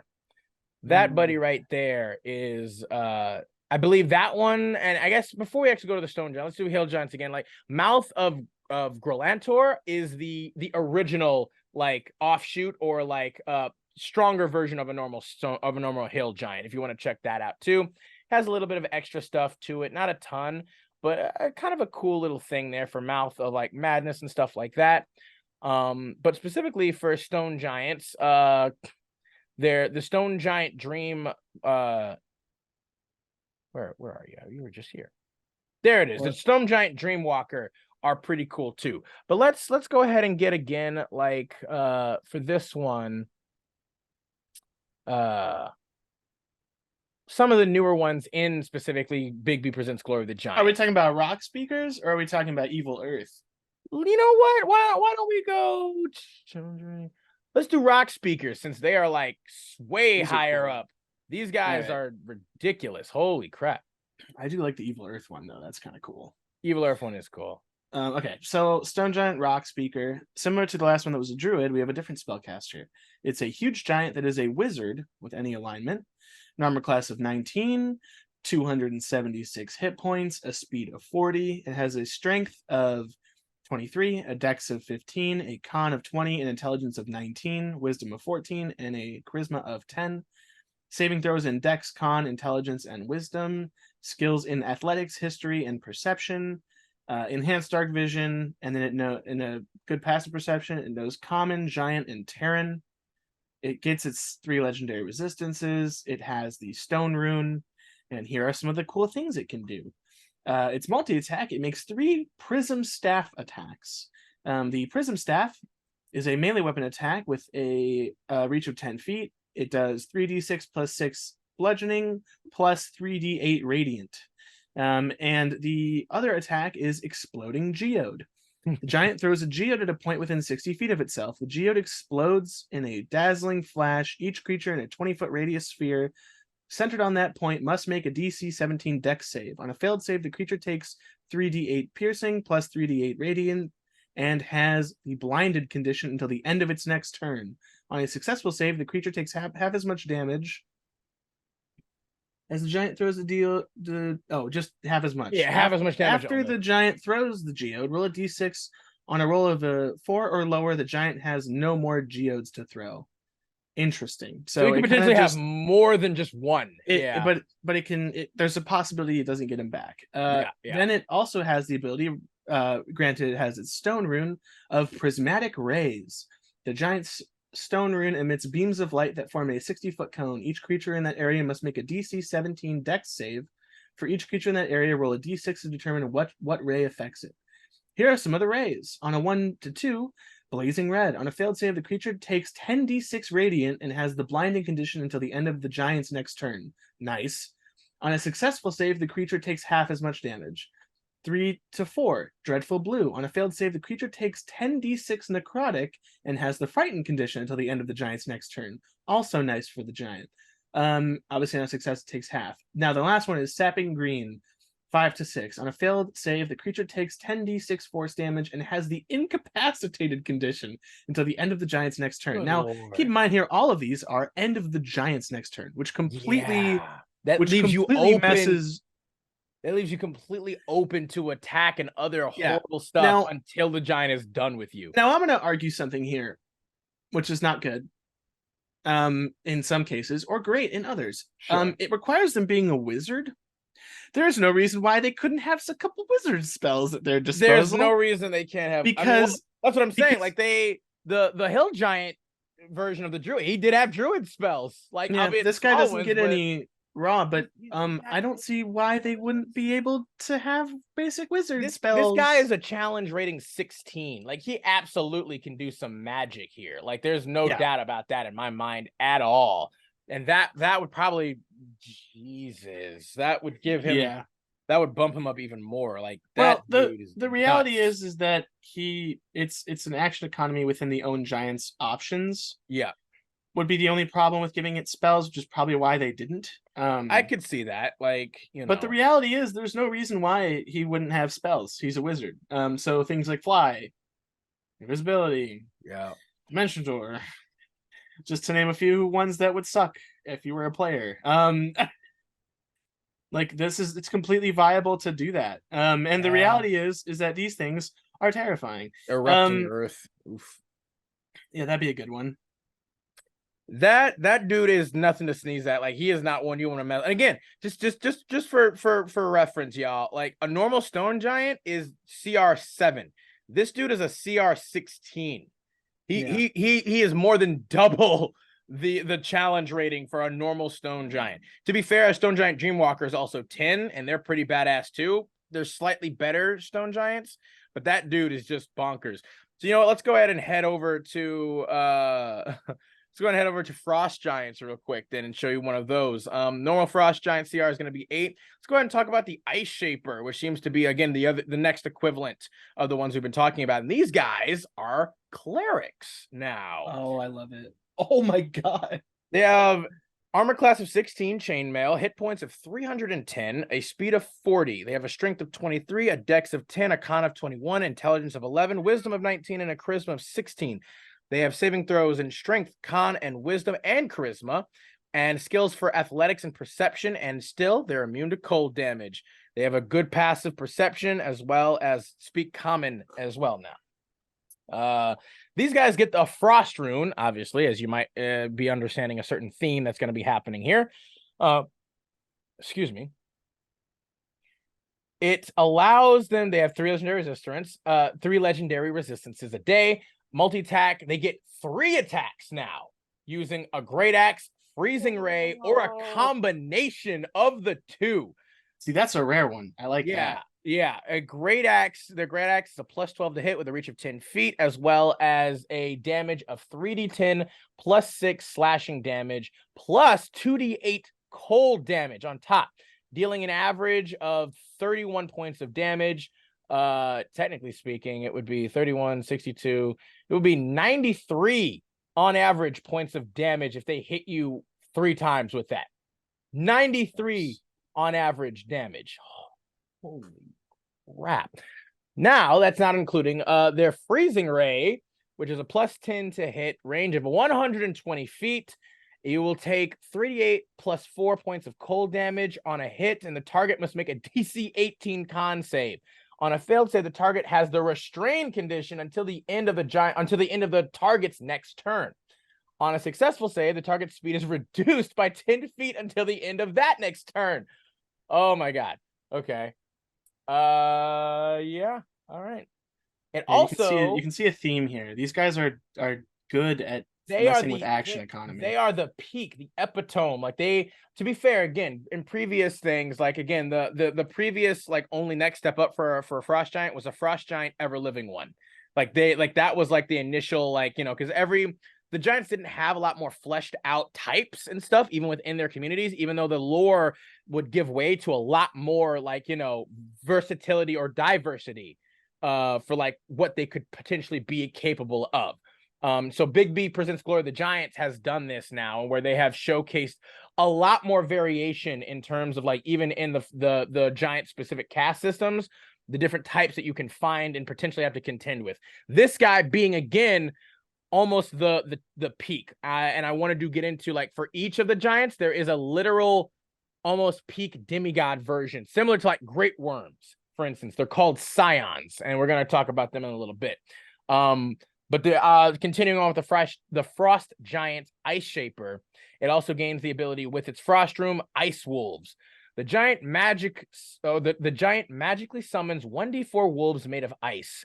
Use the winter wolf stat block and monster manual to represent them, but they are elementals instead of monstrosities. The wolves appear in unoccupied spaces the giant can see within 30 feet of itself, and the wolves take their turn immediately after the giant on the same initiative count, and they obey all the giant's commands. The wolves gain a +6 bonus to their attack and damage rolls while they are within 30 feet of the giant. And the wolves disappear after 1 minute when the giant dies or when the giant uses this action again. So they're just going to last for basically a full combat encounter, most likely, unless somehow the combat goes beyond 10 rounds, which, again, is very rare indeed. They also get a reaction known as ice armor. When a creature the giant can see makes an attack roll against it, the giant can form a coat of ice around itself, granting it a +6 bonus to AC against that attack. After the attack hits or misses, the ice shatters, and each creature within 5 feet of the giant must succeed on a DC 18 dex save or take 3d8 cold damage. That's not only a better shield spell, but is also, like, partly an ice armor spell. What are they? Armor of Agathis. It's like a mixture of the shield spell and the armor of Agathis spell. That's crazy. It is pretty nuts. That's dude. This guy. I'm loving these new dudes from Glory of Giants, man. These are badass dudes. You do not want to freak with these guys. These are not ones you want to contend with. You want to go ahead and take the fire giant one? I can. Which one were you thinking of? Because so we already talked a little bit about the Dreadnought, but let's go ahead and get the new one. The Forge Caller. Forge Caller. Yeah, the Dreadnought is super cool, but the Forge Caller is This the is next also a cleric. Yeah. So armor class of 8. It's a fire giant forge caller. Armor class of 18, plate mail. Hit points of 312, a speed of 30, a fly speed of 30 where it hovers. It has a 25 strength, 11 dex, 23 con, 16 intelligence, 21 wisdom, and 18 charisma. It has saving throws in dex, intelligence, and wisdom. Interesting. Skills in athletics and perception. It is immune to fire. It knows common and giant, has legendary resistances, and the fire rune. This guy has a challenge rating 18. Yeah, it has a multi-attack. The giant makes 3 forge hammer attacks or 2 heated rock attacks. So the forge hammer is a melee weapon with a 10-foot range, does 5d6 plus 7 bludgeoning. Hit or miss, the giant can cause the hammer to emit a burst of heat in a 30-foot radius sphere centered on the target. Metal objects in that area glow red hot until the start of the giant's next turn. Any creature in physical contact with the heated object at the start of its turn must make a DC 19 con save. On a failed save, the creature takes 3d6 fire damage and has disadvantage on all attack rolls until the start of its next turn, unless it has immunity to fire damage. The hammer can emit heat in this way only once per turn. That's it just gets an innate like heat metal without ability. the save to drop. But yeah, yes. like it's just like bam and just like heat metal in an area. Just heated rock. Its ranged weapon attack does 3d10 plus 3d12 fire. If the target is large or smaller, it must succeed on a DC 21 strength save or have the prone condition.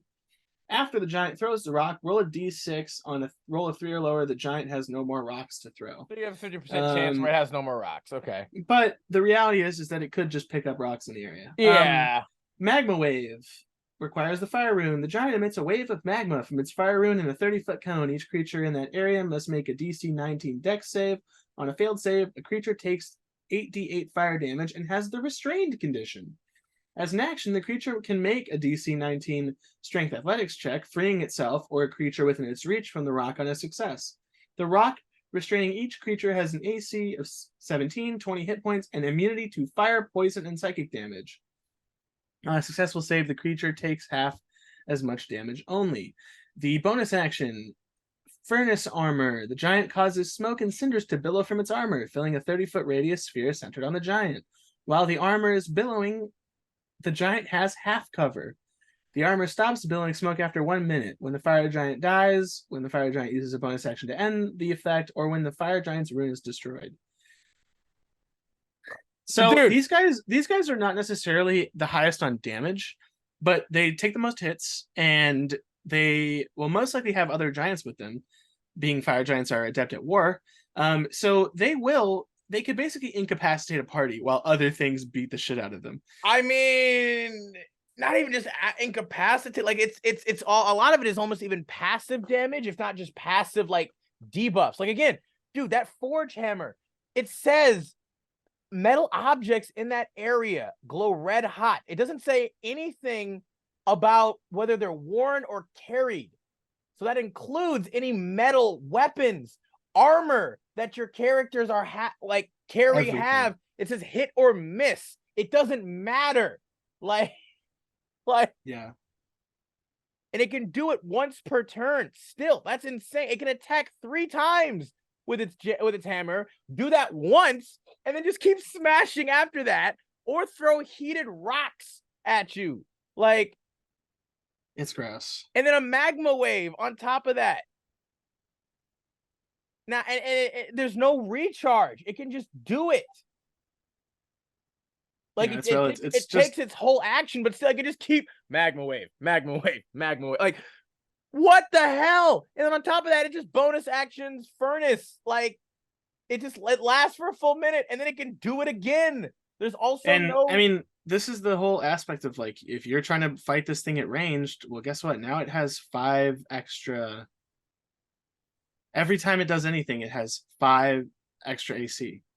That's what I'm saying. It's just 5. It can just boost as a bonus action for a minute, boost its AC by 5, which will make it a 23 total. Which, to be fair, like the fire giant dreadnought also has like a pretty redonkulous high AC too. But the fact that you can do it as a bonus action as well as has like some like, good lord, like This one's definitely the most difficult in terms of like dealing with it in like just combat, raw combat, especially if you're because dealing with other giants with it too. like some of the other ones they need, you know, yeah. I just it's pretty adept. It Good definitely goes in God. line with the fire giants pretty well. All right, go ahead. You take Cloud Giant again because I know it's your favorite, and this one has a very interesting name by the name of Destiny Gambler, and they are, ladies and gentlemen, bards. All right, so the first thing, let's see. Yeah, huge giant bard of any alignment. They have an AC of 15, 337 hit points, a speed of a 40-foot walking speed, 40-foot hover fly speed. Now they can just innately fly. Yeah, they have a strength of 27, a dex of 12, a con of 22, an intelligence of 19, a wisdom of 16, and a charisma of 22. They have saving throws in con, intelligence, wisdom, and charisma. Skills in deception, insight, and perception. They are immune to thunder damage. They have true sight. Only the 30 feet. Still true sight. That's still big. They use a cloud rune. Multi-attack, the giant makes 3 flying staff attacks. Flying staff, melee or ranged weapon attack. 14 plus 14 to hit, reach of 10 foot or a range of 30/90 feet. One target hit is 3d6 plus 3d6 bludgeoning plus 3d10 thunder. Hit or miss, the staff magically returns to the giant hand immediately after a ranged attack. They have spell casting with a spell save DC of 20, detect magic, fog cloud, light, minor illusion at will. They can do dream as an action, gaseous form, major image. I don't know why they have a save, I guess, except for dream. I don't know. I think dream technically takes longer to cast rather than just like. Well, I understand why they need a save of 20 because none of these require a spell save. Either way, they have thunderous clap, requires cloud rune. The giant magically summons image spells might. Yeah. The giant magically summons a thundercloud that fills a 30-foot radius sphere centered on a point that the giant can see within 60 feet of itself. The cloud spreads around corners. Each creature in that area must make a DC 20 con save as the cloud emits a thunderous boom. On a failed save, the creature takes 8d12 thunder damage and has the prone condition. On a successful save, the creature only takes half as much damage. The thunderclap is audible within 300 feet. The cloud's area is heavily obscured. The cloud lingers until the start of the giant's next turn or until a strong wind disperses it. Its reaction is negate spell. When a giant sees a creature within 60 feet of itself casting a spell, the giant tries to interrupt it. If the creature is casting a spell using a spell slot of 3rd level or lower, the spell fails and has no effect. If the creature is casting a spell of 4th level or higher, it must succeed on a DC 18 intelligence saving throw or the spell fails and has no effect.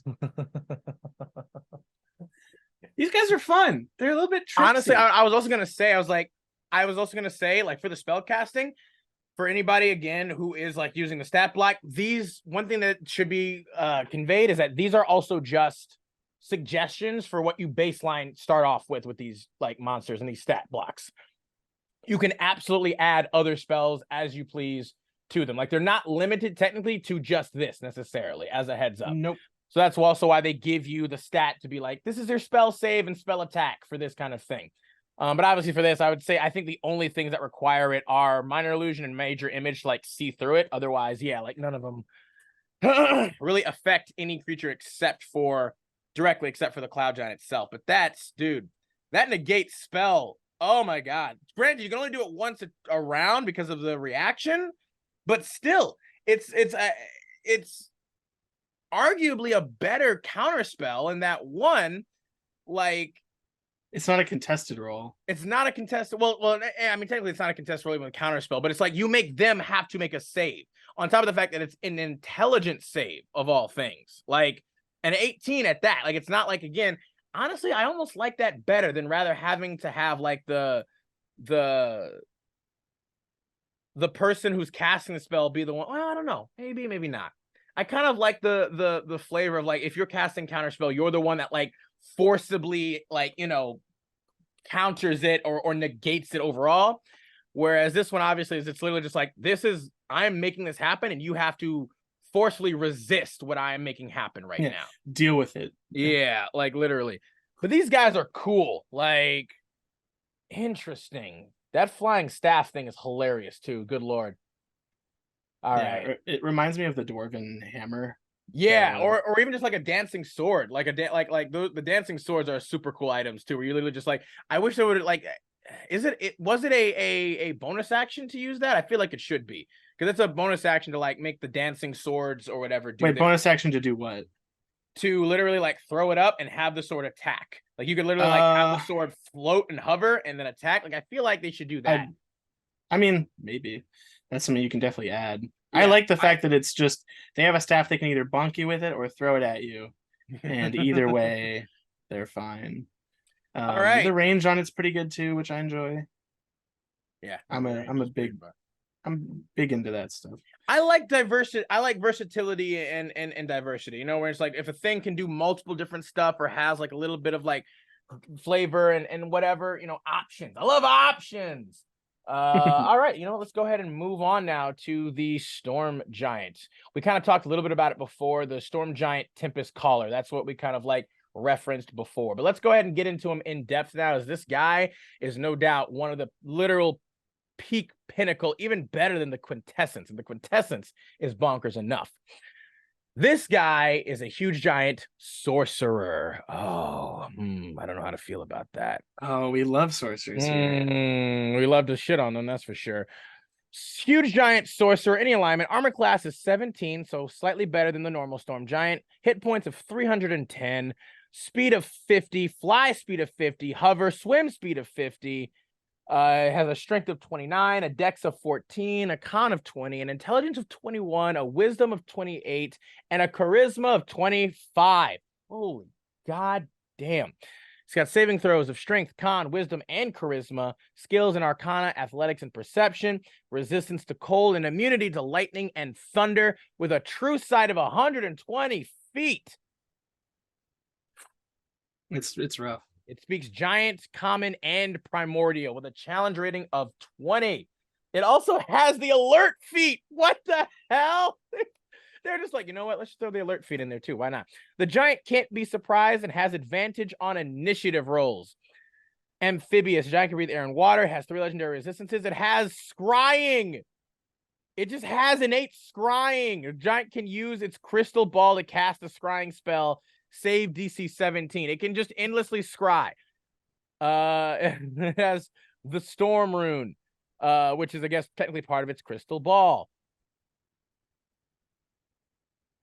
This giant has multi-attack. The giant makes 3 lightning blade or lightning lance attacks, either one. The lightning blade attack is plus 15 to hit with a reach of 10 feet. On a hit, the target suffers 3d8 plus 9 slashing damage plus 3d10 lightning damage. On average, that's going to be 38 points of damage, which would be what, 676, 114. Is that a total of 114 damage on average if you hit with all 3 attacks? 114 damage on average. Now, obviously, it's that you know, depending on if you have resistance to lightning damage, that would be different. But still, lightning. It's a plus 13 to hit with a range of 500 feet. I love it. On a hit, the target takes 5d12 plus 7 lightning damage, with an average of 39 damage per hit. Holy god. That's 78. 100. 117. So that might be 107 or 117 damage. What's 78 plus 39? 78 plus 39? Yeah. 117, right? 117. Yeah. That's 100. The lightning lance does more than the lightning blade. Yeah, and you can just snipe them from 500 feet away. You can just fly back 50 feet in the air and just snipe them from 500 feet away 3 times. Like, I mean, yeah, it'd be really frustrating to go against this, but like if you're going against this, then you were forewarned we're what you were not about to even deal done with. yet. We're not even done yet. Spell casting. It has spell casting. The giant casts one of the following spells requiring no material components using charisma as the modifier. It's a Well, save. it is a sorcerer, so it should It's be a able to spell save. cast. Yeah, you'd think so, right? It's a save DC of Wait, 21 Adam. and a plus 13. Adam, it has the ability to be the melee sorcerer I wanted to It, be. it does. It really does. Like that's what makes this probably viable and decent even as a sorcerer. It at will can cast detect magic and detect thoughts. Once per day, can cast control water, control weather as an action. Dispel magic, plane shift, sending, and time stop. Oh my god, it can cast time stop. It can literally like time stop, move back 100 feet, wait next turn, And then appear there and hit you again with the lightning lance. well, just keep firing lightning lance. Like you don't even have. You can just like get back 100 feet because I think time stop specifically affects a 100-foot radius. I think so. Maybe even 200. It could already get if you're like up close with it. It could time stop, almost like essentially teleport 200 feet, seemingly look to you anyway, and then just start launching lightning lances at you while it still goes back 50 feet a turn. Oh my god. Okay, last but not least, it has Tempest Call, which requires its Storm Rune. The giant creates an elemental vortex that fills a 60-foot radius sphere centered on itself. Each creature in that area, other than the giant, must make a DC 21 dex save. On a failed save, the creature takes 8d8 plus 7 damage of a type of the giant's choosing, either cold, lightning, or thunder damage. On a successful save, a creature takes half as much damage. That it can just do that. Again, there's no charge, there's no recharge. It's just an No. action. Well, As you long can as it kill has it. the You can rune. destroy the rune. That's Yeah, the thing. you Like can try to destroy the rune, but like I don't know how easy that's gonna be. also like how do you know that you can or know that It's specifically in their foreheads. It says the storm rune, while the object bearing the rune is embedded in its body, it gets this ability. So they specifically embed these runes, these items into their flesh. So I guess technically you should be able to see it. But yeah, but I meant like on average, is a party gonna know that, oh, destroy that weird thing in its head? I don't that's think also so. a thing. Yeah, they probably wouldn't. They probably wouldn't necessarily just know. Maybe they could like do like an insight check where it's like if it's doing this thing, you see it's channeling energy through this object or whatever. But like even then, it's like how much AC and hit points does this item have? Like how would you like? I don't see them giving it a specific thing. So it's like how would you destroy it? You don't. Yeah, no hit points. Okay, no, it does. They do show that it has it. The object Yeah, I bearing the storm know. room has AC 17, 50 hit points, and immunity to necrotic, poison, and psychic damage. The object regains all its hit points at the end of every turn. So you have to literally deal more. You have to hit an AC of 17 and deal more than 50 or deal 50 points or more in one turn to destroy this object. Do you Oh expect my it to be god. easy? I don't. No, I don't. But like, holy shit, But like, talking mushrooms, dude. I mean, it's a challenge rating 20, but still, good God Almighty! Like, that's a badass boy. All right, you know what? That's okay. Let's really quick just run through the Scion. Let's talk about the Scions real quick. Sure. I am not familiar with the Scions. The Scions, yeah, I believe I have their thing here real quick. Is that in the new one? Yeah. They specifically are. I mean, they were technically, I believe, around before or before Glory of Giants, but they didn't like similar like Great Worms, right? Like people knew about Great Worms, but they weren't actually like statted out or like shown in their entirety as like. Where did you find them in They're this? they're in Big B's Glory of the Giant specifically. They should be bestiary creature types, giants by kind. We can do that, but they also should be higher up in the bestiary. How do you spell? Oh, there they are. Scions. Yes, there you go. Scions. They're also just where we were before too, where it's just like they are. Yep, I didn't. They're like after. Yeah. The runic colossus, scions of giant gods. Yeah, scions of giant gods. Oh fuck! Yeah. They're like giant They're elementals. they're demigod. They're giant demigods, basically. Like they're not the direct offspring of NM, but they are NM's grandchildren. And so these guys are like they're literal giant elemental demigods. They're crazy. So cool. Yeah, they're dope as shit. So why don't you go ahead? You want to start us off with the hill scion. Cradle of the Hill Scion, Gargantuan Elemental, typically chaotic evil. Yeah. It has an armor class of 19 because it's a big rock boy. It has 402 hit points. It should have been 420, but whatever. It has 40 speed, which is weird because it's just a hill. 25 strength, 10 dex, 24 con, 9 intelligence, 16 wisdom, 10 charisma. It has wisdom and charisma saving throws. It's resistant to cold, fire, lightning, and bludgeoning, piercing, slashing from non-magical. It's immune to poison. It is immune to exhaustion, being paralyzed, petrified, poisoned, or proned. It has passive perception of 13. It speaks giant and primordial. It is a challenge rating 22 monster. Yeah. Awakening of the Scion. The cradle is a container for the Scion of Grolantor. Grolantor, yeah. Grolantor is the hill giant. Yeah, the hill giant god. The cradle is a container for the... Oh, this is just the container for a separate monster. The Scion of Grolantor? Oh, yeah. So the cradle is just when it's in its first form. Yeah. So no. Yeah. And after that, it has a second form, which is the Scion of Grolantor. Yes. Oh, its body crumbles to dirt and moss. The Scion instantly appears in the space the cradle occupied and uses the cradle's initiative count. Yeah. It has, count them, 5 legendary resistances. It is resistance to magic. It is a siege monster. So it has advantage on saving throws against spells and other magical effects, and it is double damage to objects and structures. Its multi-attack is it makes 3 slam or spit rock attacks in any combination, and then also a grasping root attack. Its slam attack is a 20-foot reach melee attack that hits one target and does 4d12 bludgeoning. A spit rock is a 120-foot, one target, 4d8 bludgeoning damage, and it must make a DC 22 strength saving throw or be proned.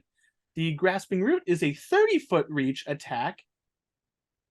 Oh, and it has to be one creature not grappled by the cradle. If it hits, the target has the grapple condition, escape DC 17. Until the grapple ends, the target takes 4d10 bludgeoning damage at the start of each of its turns. The root has an AC of 19 and can be severed by dealing 15 or more slashing damage to it on one attack. Cutting the root down doesn't hurt the cradle, but ends the grapple. It also has on a recharge 6, the Rolling Hills ability. The cradle magically creates a wave of dirt that extends from a point on the ground within 120 feet of itself. The wave is up to 30 feet long and 30 feet tall and up to 30 feet wide. Each creature in the wave must make a DC 22 strength saving throw. On a failed save, the creature takes 9d12 bludgeoning and has the prone condition and is buried under dirt. Oh my god. Buried creatures have the restrained condition. They have total cover and can't breathe. As an action, the creature buried in this way or another creature within 5 feet of it that isn't buried can make a DC 17 athletics check. On a successful check, the buried creature is no longer buried or is prone. But here's the cool part. So you avoid all this, you avoid being buried alive and killed by rocks and vines and stuff, and you kill it, all 402 hit points. Well, guess what? It's now round 2 with another one, the Scion of Grolantor, which is a gargantuan giant considered a titan, typically chaotic evil. They have a armor class of 18, hit points of 402. That's right, you're back where you started. A speed of 60 feet. Strength of 27, dex of 14, con of 25, intelligence of 15, wisdom of 21, and charisma of 18. Saving throws of wisdom and charisma, perception of 12. They are still resistant, still all of the same stuff. Their conditions, immunities are exhaustion, paralyzed, and poisoned. They have a passive perception of 22. They had 5 legendary resistances. Now they have 6. And they also have magic resistance, and they are a siege monster. They have multi-attack. They make one great tree club attack and 2 slam attacks, or it makes 3 boulder attacks. The great tree club is a 30-foot reach single target hit for 4d10 bludgeoning damage. If the target is a creature, it must succeed on a DC 23 strength saving throw or be pushed Oh, horizontally up to 100 feet straight away from the scion and have the prone condition. he just B slaps you Yeah. like just like wham, Yeah, like a he has a gnat. home Like, he home run bats you to the other end of the map. literally. And then it makes slam attacks, which are a 20-foot reach plus 15 to hit, 4d8 force damage. And then it has a boulder attack, which is a 120/480-foot range, 3d12 God. bludgeoning. In a recharge of 5 to 6, it has the inhale ability. The Scion inhales a vortex of air in a 120-foot line that is 15 feet wide. Each creature in that area, huge or smaller, must make must succeed on a DC 23 strength save or be pulled up to 120 feet straight toward the Scion and be swallowed. A swallowed creature has the restrain condition, has total cover against all attacks and other effects outside the Scion, and takes 24 or 7d6 force damage at the start of each of the Scion's turn. A Scion's stomach can hold up to 2 creatures at a time. If the Scion takes 60 damage or more on a single turn from a creature inside it, the Scion must succeed on a DC 17 con save at the end of that turn or regurgitate all swallowed creatures. It's interesting. It doesn't have a proficiency in con saves, interestingly enough. I'm surprised at that. Each of which falls in a space within 10 feet of the Scion and has the prone condition. Oh, that's why. Scion, it has a +7 to con already. That's why. Okay, never mind. If the Scion dies, any swallowed creatures no longer have the restrain condition and can escape from the corpse using 15 feet of movement, exiting with the prone condition. Its bonus action is earth-shaking movement. The Scion moves up to its speed and then sends a shockwave through the ground in a 60-foot radius circle centered on itself. Each creature on the ground in that area that is concentrating must succeed on a DC 23 con save or lose concentration. Here's the cool thing about this that people won't notice. It's not a sphere, it's just a circle. It's just on the surface. And then reaction. So if you're underground, doesn't matter. If you're in the air, doesn't matter. You have to be touching the ground. Yeah, reactions. That's fair. Feed immediately after taking damage. If it has at least one creature swallowed, the Scion deals 3d6 force damage to each swallowed creature and regains 10 hit points. Oh my god! They went nuts. They went absolutely ham. My favorite thing about these is that there's 2 monsters per cradle. It's like the mythic. It's like mythic actions, right? Like with the others. Like we talked about that in the dragon episode too, where it's these are just 2 different creatures. They're not different, but they're like, it's literally like the egg, and then it's Russian nesting dolls of badassery. It's literally just like it's the evolution. It's a Pokemon that just evolved to its final form immediately after you beat it. Like, it got so much experience from losing to you, it evolved mid-fight, and you're like, what the hell? Like, this is great. I mean, if you want to have world-ending giants like you do with the dragons, it's a literal titan, bro. They got actual titans statted out here, my man. Holy crap. That's amazing. This is crazy. And I'm assuming so cool. They're all going to be this ridiculous. Yeah, I'm assuming it's going to be very similar to the Great Worms, where they allow them. Yeah, absolutely. The only difference is, hang on, let's just see. No. So they do have different stats too. Interestingly enough. Wow. All right, okay, so they're not just. It's not just a template. Hang on. Let's go to the stone sign. Hang on. let's just touch upon like the differences real quick. So the hill had 400 whatever hit points, right? 402. Okay. Stone has 455 and an armor class of 20. Let's not even talk about their stats. As resistance to fire, to cold, fire, lightning, bludgeoning, piercing. They're immune. They do all have different things. Yeah, they have different things. They have damage. The stone has immunity to acid and poison, charmed, exhaustion, frightened, paralyzed, petrified. This is only the cradle of the stone scion. Okay. Legendary survivor day, magic resistance, siege, slam attack is I think basically the same. Spit rock, shattering roar. The stone cradle lets out a painfully loud roar. Each creature within 60 feet of the cradle must make a DC 23 con save. On a failed save, a creature takes 60-10 thunder damage and has the incapacitated condition to the end of its next turn. So you just lose a turn, and it can do that. It has a recharge. It has a recharge of a 5 or a 6, to be fair, but it can just do that. It can just make you lose a turn. Bonus actions, Crystal Flare. The cradle causes the crystals on its body to flare with light. Each creature within 30 feet of the cradle must succeed on a DC 22 con save or take 66 radiant damage and have the blinded condition until the end of the cradle's next turn. Beautiful. Stone Spikes. The cradle causes the ground in a 20-foot square within 90 feet of itself to sprout crystal spikes until the start of its next turn, and the area becomes difficult terrain for the duration. A creature takes 3d6 piercing damage for 5 feet it moves on this terrain. For each 5 feet it moves on the terrain. Now, the Scion of Scorias or Scorias, interestingly enough, loses a little bit of health and as well as AC, so it's 19 AC and 440 health. Gets faster though at a 60-foot speed. Has the same stats basically as like, we're not even gonna talk about it. It has Dex and Wisdom saving throws and acrobatics and perception skills. It's immune to acid, but not immune to poison anymore, which is interesting. Let's see. It has magic resistance, siege monster. The Scion of Scorias that makes 1 crystal club attack and 2 slam attacks, then uses Entombing Grasp if available. Alternatively, the Scion makes 2 runic boulder attacks. The runic boulder looks Crystal club, stupid. plus 16 to hit with a reach of 30 feet.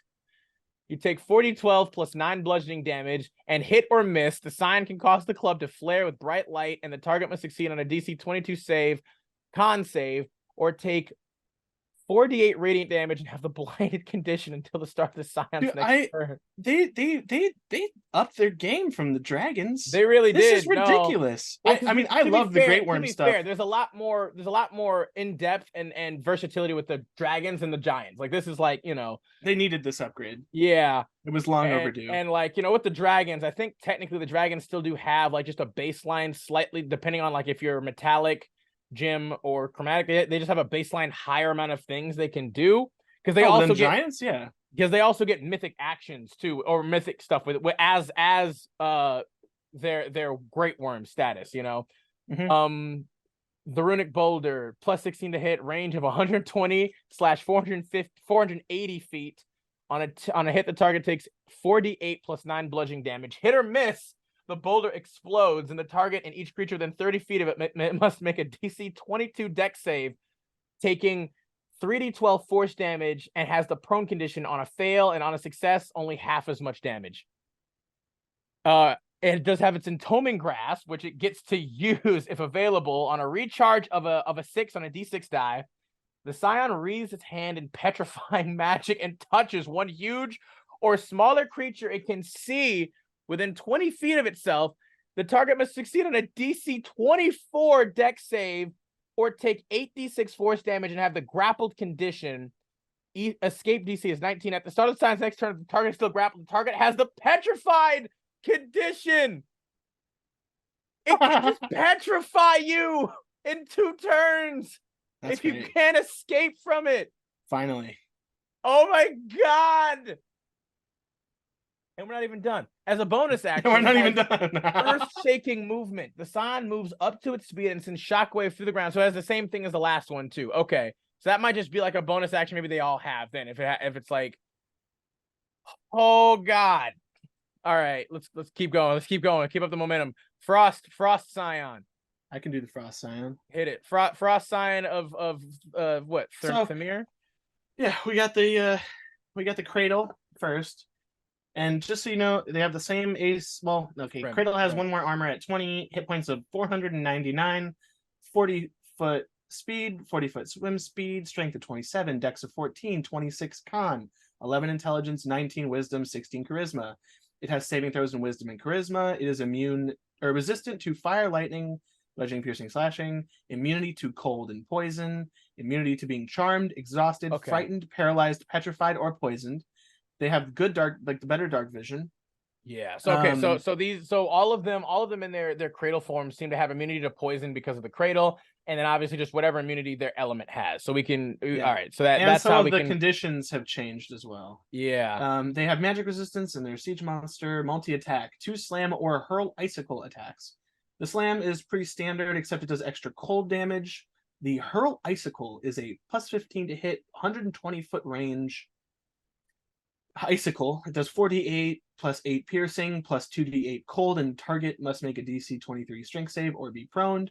On a 5 or 6, it has freezing breath. The cradle exhales a blast of frost in a 90-foot cone. Each creature in that area must make a DC 23 con save. On a failed save, a creature takes 8d12 cold damage, and its speed is reduced to 0 until the end of its next turn. Oh god. On a successful save, it just takes half as much damage. If this damage would reduce the target to 0 hit points, Oh the my target drops to god. 1 hit point instead and has the petrified condition, turning into a frozen statue.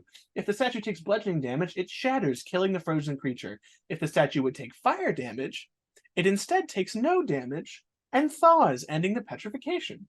Its bonus action is Chilling Mist. The cradle magically conjures a cloud of chilling mist that fills a 30-foot radius sphere centered on a point it can see within 90 feet of itself. The mist spreads around corners. Each creature in that area must succeed on a DC 19 con save or take 8d6 cold damage and be unable to use reactions until the start of its next turn. The mist vanishes at the end of the cradle's next turn. When it dies, it becomes its new, better, awesome, different form, which is Scion of Therm.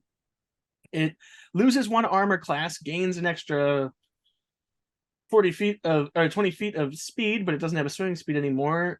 Pretty much the same condition immunities except for poison. It can be poisoned and it takes poison damage. Yeah. It now has 100 cradle anymore. It now has 120 feet of true sight. It's multi-attack because it does everything else the same. Multi-attack, 1 ice axe and 2 slam attacks, or it makes 2 glacier throw attacks. So the ice axe is a 30-foot reach, 4d12 plus 10 force damage, plus 4d8 cold. Its slam attack is 20-foot reach, 4d10 plus 10 force damage, glacier throw. It is basically another boulder throw with 120 feet to 480 foot range. 4d12 bludgeon plus 4d6 cold, and it must succeed on a DC 25 strength saving throw or have a prone or be prone. It's recharge on 5 or 6 for glacial upheaval. The Scion digs its hands into the ground at a point it can see within 30 feet of itself and launches a magically conjured mass of ice into the air. Each creature other than the Scion in the 30-foot radius, 100-foot high cylinder centered on that point must make a DC 25 dex saving throw. On a failed save, the creature takes 8d8 bludgeoning, 3d12 cold, and is pushed vertically to the top of the cylinder. Remind you, 100-foot high. At what point the creature falls. On a successful save, the creature takes half as much damage and is pushed to the nearest unoccupied space outside of the cylinder with no additional effects. Jesus. At the start of the Scion's next turn, a mass of ice plummets to the ground on a point the Scion can see within 60 feet of this point the Scion dug its hands into. Each creature in a 30-foot radius, 100-foot high cylinder centered on that point must make a DC 25 dex saving throw or take 4d8 bludgeoning damage plus 4d8 cold damage. So it has a 2-turn effect. A 2-turn attack, which is pretty cool. And it recharges on a 5 or a 6. Which, if you get hit by the first one, go up in the air and start falling at the beginning of your turn, and you don't have spellcasting or flight, you will get hit by the second one. Even if you fall the whole round, you won't be able to move before it does it again, so you'll get hit twice. Earth-shaking movement, the Scion moves. Well, plus you'll take fall damage on top of that. Like you'll take that'll be 10 d6 points of fall damage. Mm-hmm. Mm-hmm. Earth-shaking movement. The Scion moves up to its speed and sends a shockwave through the ground. The same thing, just with a DC 25. Yeah, so they don't like you concentrating on spells. Spells on the ground. Yeah. I am intrigued by the fire one. Oh my god. Let me hit the fire one. Where's this fire sign? Cradle. Scion of Surtur. Oh, yeah. Lava. Yeah. There's an armor class of 20 in its cradle, 555 hit points, a speed of 40.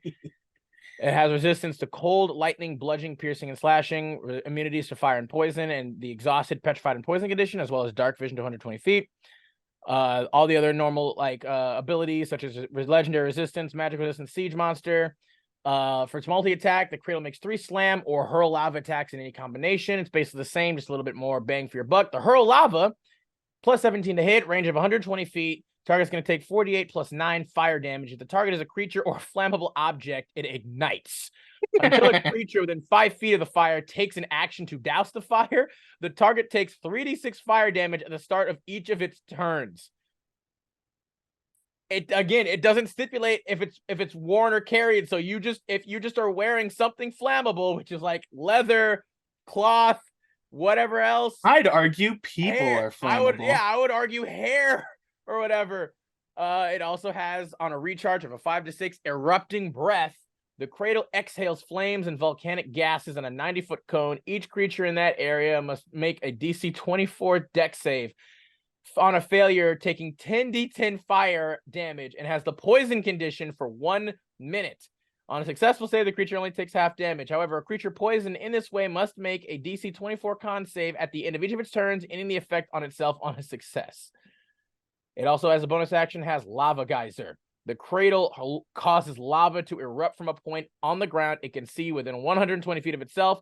Each creature in a 20-foot radius, 50-foot high cylinder centered on that point must succeed on a 21 dex save or take 46 fire damage. It can just do that as a bonus action every turn. There's no. All right, and once you drop that bad boy to 0, the Scion of Surtur emerges now with a 30 in strength, a 28 in con, 17 in dex, 21 intelligence, 24 wisdom, and a 20 charisma. He is no longer immune to poison. As a true side of no. just to make you aware, he's no longer immune to poison. You know, if you were wondering. The Scion now for its multi-attack can make one attack using Lava Blade or Lava Ball, and then as well as 2 slam attacks. Yes. Lava Blade attack plus 18 to hit with a reach of 30 feet. You're gonna take 40-10 plus 10 slashing damage plus 4d8 fire damage. With a Lava Ball, same thing, with a range of 120 to 480 feet. You're going to take 29, or on average, rather, 3d12 plus 10 bludgeoning damage plus 3d6 fire damage, and the target must succeed on a DC 26 strength save or be proned. The slime attacks, again, are basically the same, a little bit different. Lava Wave. Got another wave. This is a recharge of a 5 or a 6 on a d6. The Scion emits a wave of lava from its blade, hands, or mouth in a 90-foot cone. Each creature in that area must make a DC 25 dex save. On a fail, will take 11 d10 fire damage and has the restrained condition from being embedded in hardening rock. A creature can then make a DC 25 athletics check as an action to free itself or a creature within reach from the rock on a success. The rock has 17 AC and 40 hit points, and it is immune to fire, poison, and psychic damage. And on a successful save, a creature takes half as much damage only. Oh my lord. Bonus actions, the earth shaking. However, this one also has the incendiary smoke. The Scion causes smoke and white-hot embers to billow from its skin, filling a 30-foot radius sphere centered on itself, and that moves with it. While the Scion's skin billows smoke, the ranged attacks against the Scion are made with disadvantage, and a creature that moves into the smoke for the first time on a turn or starts its turn there must succeed on a DC 25 con save or take 46 fire damage innately. The Scion's skin stops billowing smoke after 1 minute when it dies or when it uses a bonus action to stop the smoke. So it once again has that same just passive debuff/buff to itself as well as everything else. Holy frick, dude. Good goddamn. Oh my god. You want to go ahead and hit that Cloud Scion now? I can hit the Cloud Scion. My god. Cradle of the Cloud. It now has 624 hit points. Similar stat block of 29 strength, 21 dex, 28 con, 14 intelligence, 22 wisdom, 19 charisma. It has a speed of 0, but it can fly 90 feet. Yeah. I don't understand. It's literally a cloud. Yep. It's literally a cloud. Okay, yeah, so it's an actual cloud. It can't be. It's resistant to cold, fire, lightning as normal, but it is immune to poison and thunder, and it can't be exhausted, grappled, paralyzed, petrified, poisoned, prone, restrained, or stunned. So all you monks thinking you're going to stunning strike one of these things. Nah, it's a cloud, dude. I don't know what to tell you. It's a cloud. Here's awesome. It has flyby, so it doesn't provoke opportunity attacks. And it can move 90 feet and around just normally. Let's see what cool things it has. It has a pretty standard slam attack with, by the way, it can make how many? 3 slam or wind javelin attacks in any combination. So its slam is pretty standard, bludgeoning damage mixed with thunder damage. Its wind javelin is a range of 120 feet. It does bludgeoning, thunder damage, and it can prone people just like everything else. It has a recharge of 5 to 6 for vortex. Cradle conjures a vortex of wind at a point it can see within 90 feet of itself. The vortex is a 30-foot radius, 100-foot high cylinder centered on a point. Each creature other than the cradle in that area must make a DC 25 dex save. On a failed save, the creature takes 11 d12 bludgeoning damage and is restrained within the vortex. The vortex lasts until the start of the cradle's next turn. A creature with the restrained condition falls prone when the vortex ends, which means if you're in the air, you fall. A creature with the restrained condition can use its action to try to escape the vortex. Creature makes a DC 19 athletics or dexterity acrobatics checks. On a successful check, the creature escapes and moves 3d6 times 10 feet away from the vortex in a random direction. It flings you like the actual whirlwind spell. Good Lord. Thunderclap. Immediately after taking damage, the cradle unleashes a thunderclap in a 30-foot radius sphere centered on itself. All other creatures in the area must succeed on a DC 25 con save or take 4d8 thunder damage and have the deafened condition for 1 minute if you don't save. And you can't get rid of it. You're just deafened for a minute. I mean, I'm sure there's some way, but it's not here. There might be magic, maybe. Yeah, after that, you you fight the Scion of Memnor, which I think, that's right, gains an AC and gains an extra 30 hit points. It now has a walking speed of 60 feet, a fly speed of 80 feet, which is hovering. Its stats are a little bit different, being 30 strength, 18 dex, 30 con, 24 intelligence, 22 wisdom, 26 charisma. Its skills are arcana and perception, saving throws of dex and charisma. Its immunities are different. It can be stunned again. Obviously, it's kind of similar to everything else that we've ran with. More corporeal now, I guess, whatever. With its multi-attack, it can make 1 attack using Cloud Morningstar or Wind Javelin, as well as 2 slam attacks. What's a Cloud Morningstar, you ask? It's a 30-foot reach, single target weapon attack that does 4d10 plus 10 force and 4d10 thunder. Wind Javelin is the same as before, except it does more damage and has a higher DC strength check or strength save to not be prone. Its slam attacks do just the force damage, and then it has Thunderous Vortex.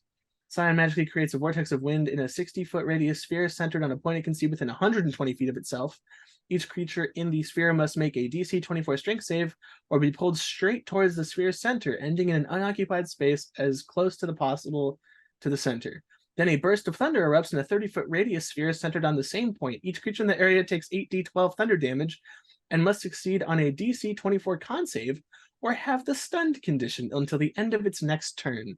That's right, you're stunned for possibly 2 turns. Bonus actions. If it can keep doing it, it can literally just stun lock you. If it keeps rolling 5 or 6. Bonus action, Fog of Deception. The Scion conjures a magical cloud that fills a 30-foot radius sphere centered at a point it can see within 90 feet of itself. Each creature in that area must make a DC 24 wisdom save. On a failed save, the creature has the charmed condition until the end of its next turn. While it has the charmed condition, the creature must use its actions to make a melee attack against a creature other than itself of the Scion's choice. If no creature is within its reach, the affected creature makes a ranged attack against a creature of the Scion's choice, throwing its weapon if necessary. On a successful save, a creature is immune to the Scion's Fog of Deception for the next 24 hours. Damn. I'm honestly, I'm almost a little scared to see what the Storm Scion, the Scion of Strimmouse. I'm like, oh my god, like what are you? This dude looks badass. All right, I'm not even gonna front. This dude looks badass as shit. Did we get to Storm? Oh my god. Yeah, that's what I'm saying. Right, like look at that dude. Look at that dude real quick. That is dude. Dope, bro. Oh my god. All right. Okay. All right. Let's get into this. Cradle of the Storm. It's got an armor class of 19. It's got a whopping 682 hit points.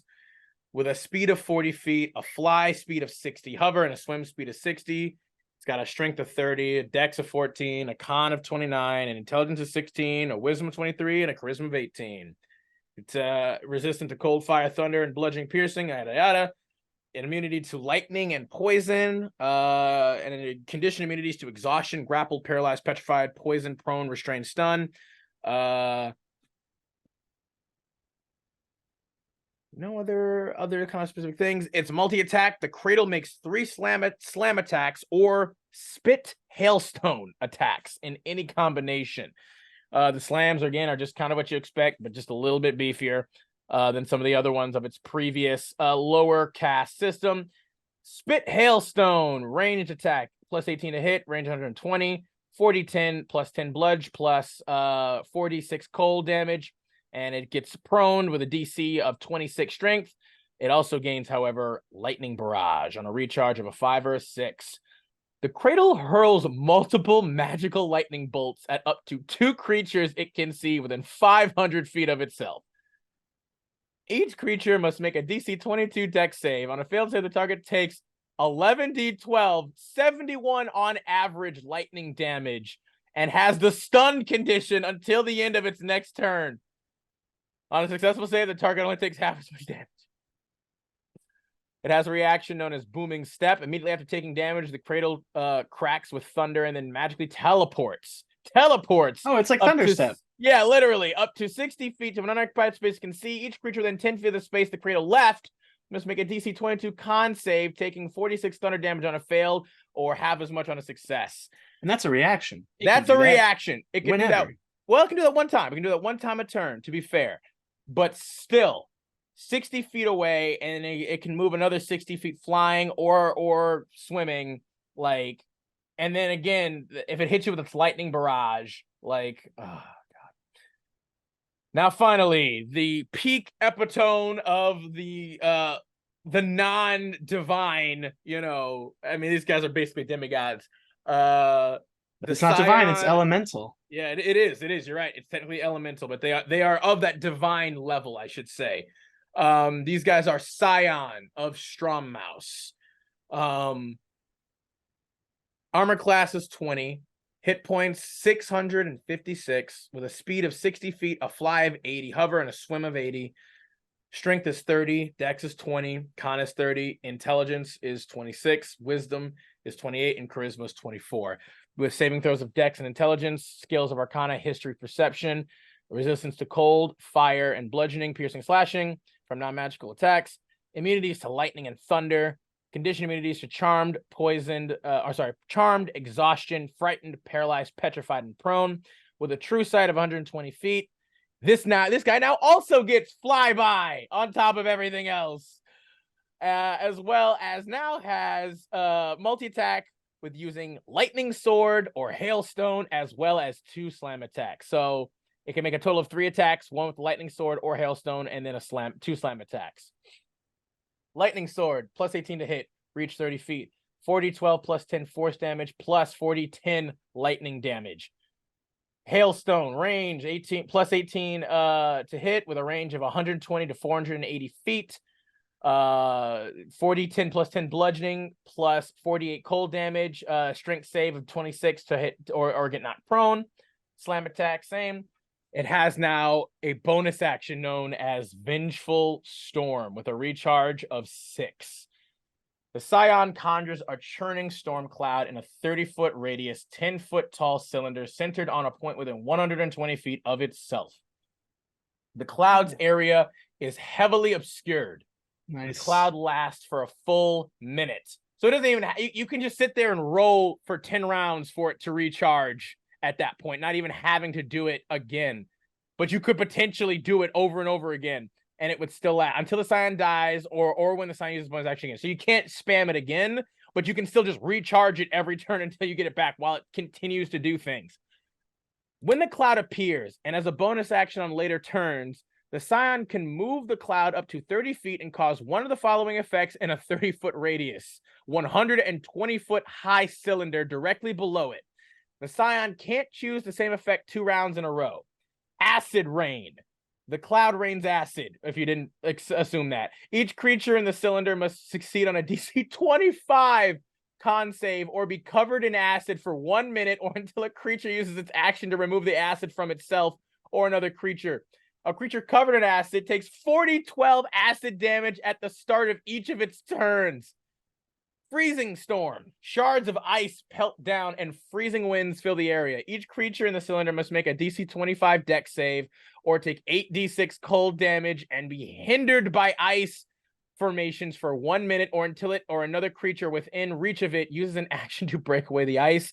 A creature hindered by ice has its speed reduced to 0. Lightning bolts. Bolts of lightning strike down. Each creature in the cylinder must make succeed on a DC 25 dex save or take 48 lightning damage and have the stun condition until the end of its next turn. This is getting ridiculous.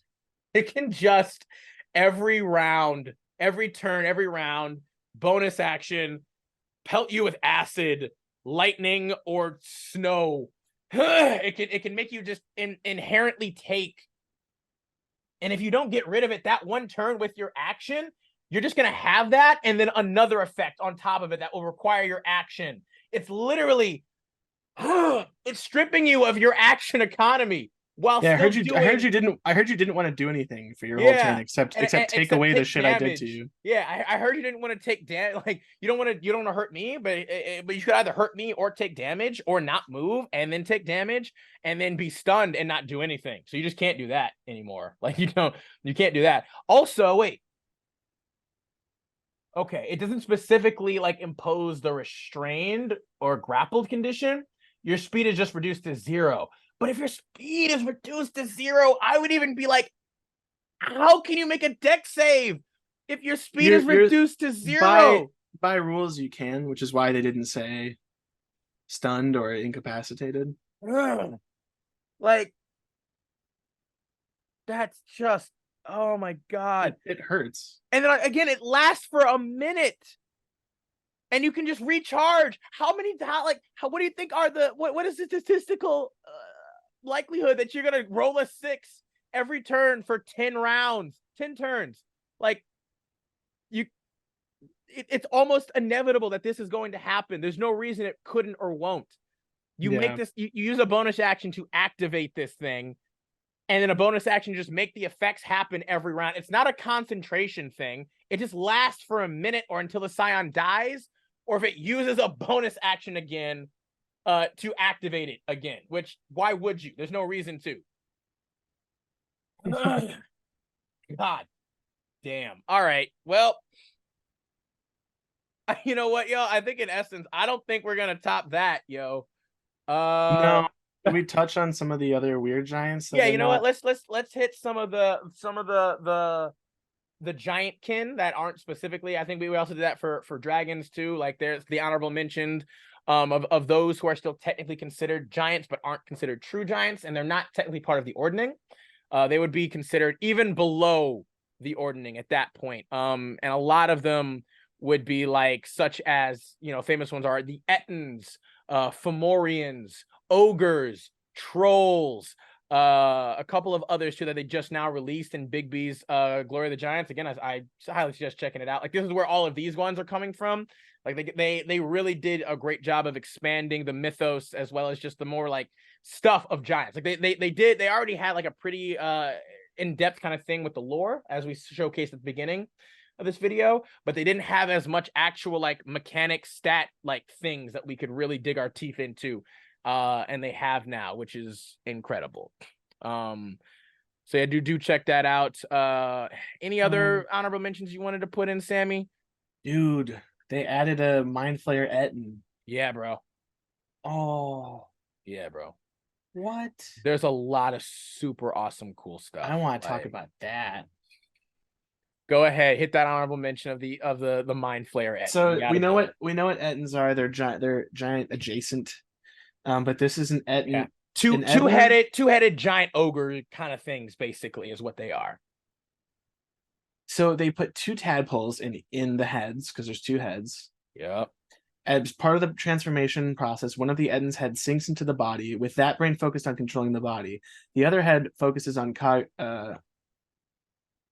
cogitation? That's not a word, is it?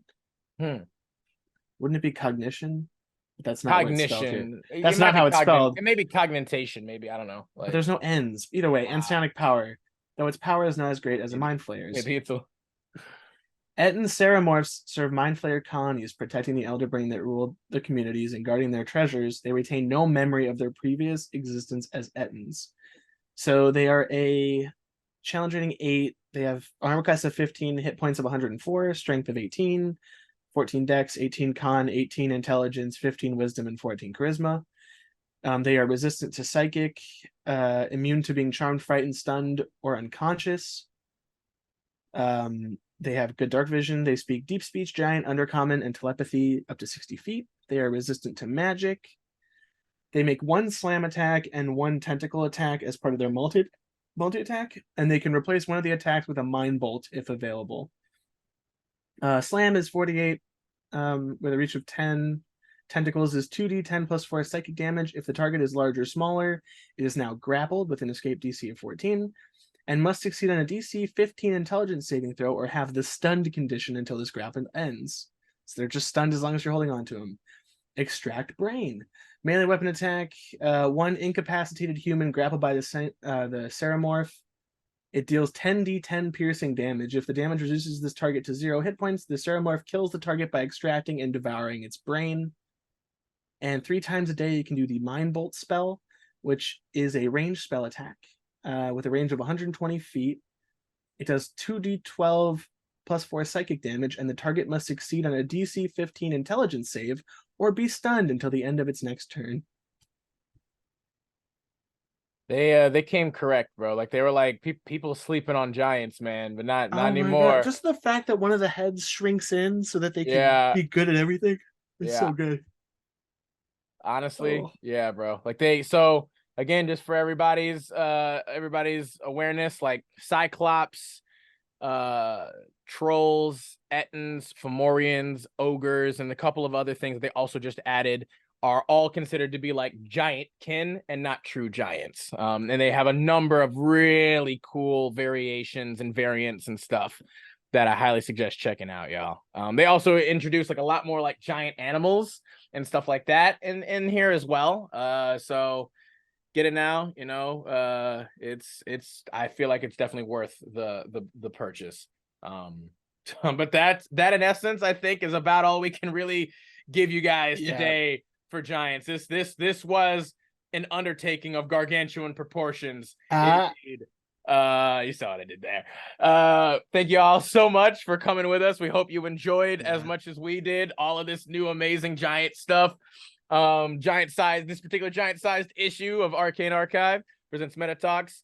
As always, please do leave certain comments, leave a like down below, subscribe if you haven't already. We'd love to hear your ideas and your thoughts of cool giant creatures and kin and other things and stuff like that you might like to maybe put in your own games and stuff. But other than that, again, appreciate you guys. Thank you so much. Have a great day. We'll see y'all later. Peace.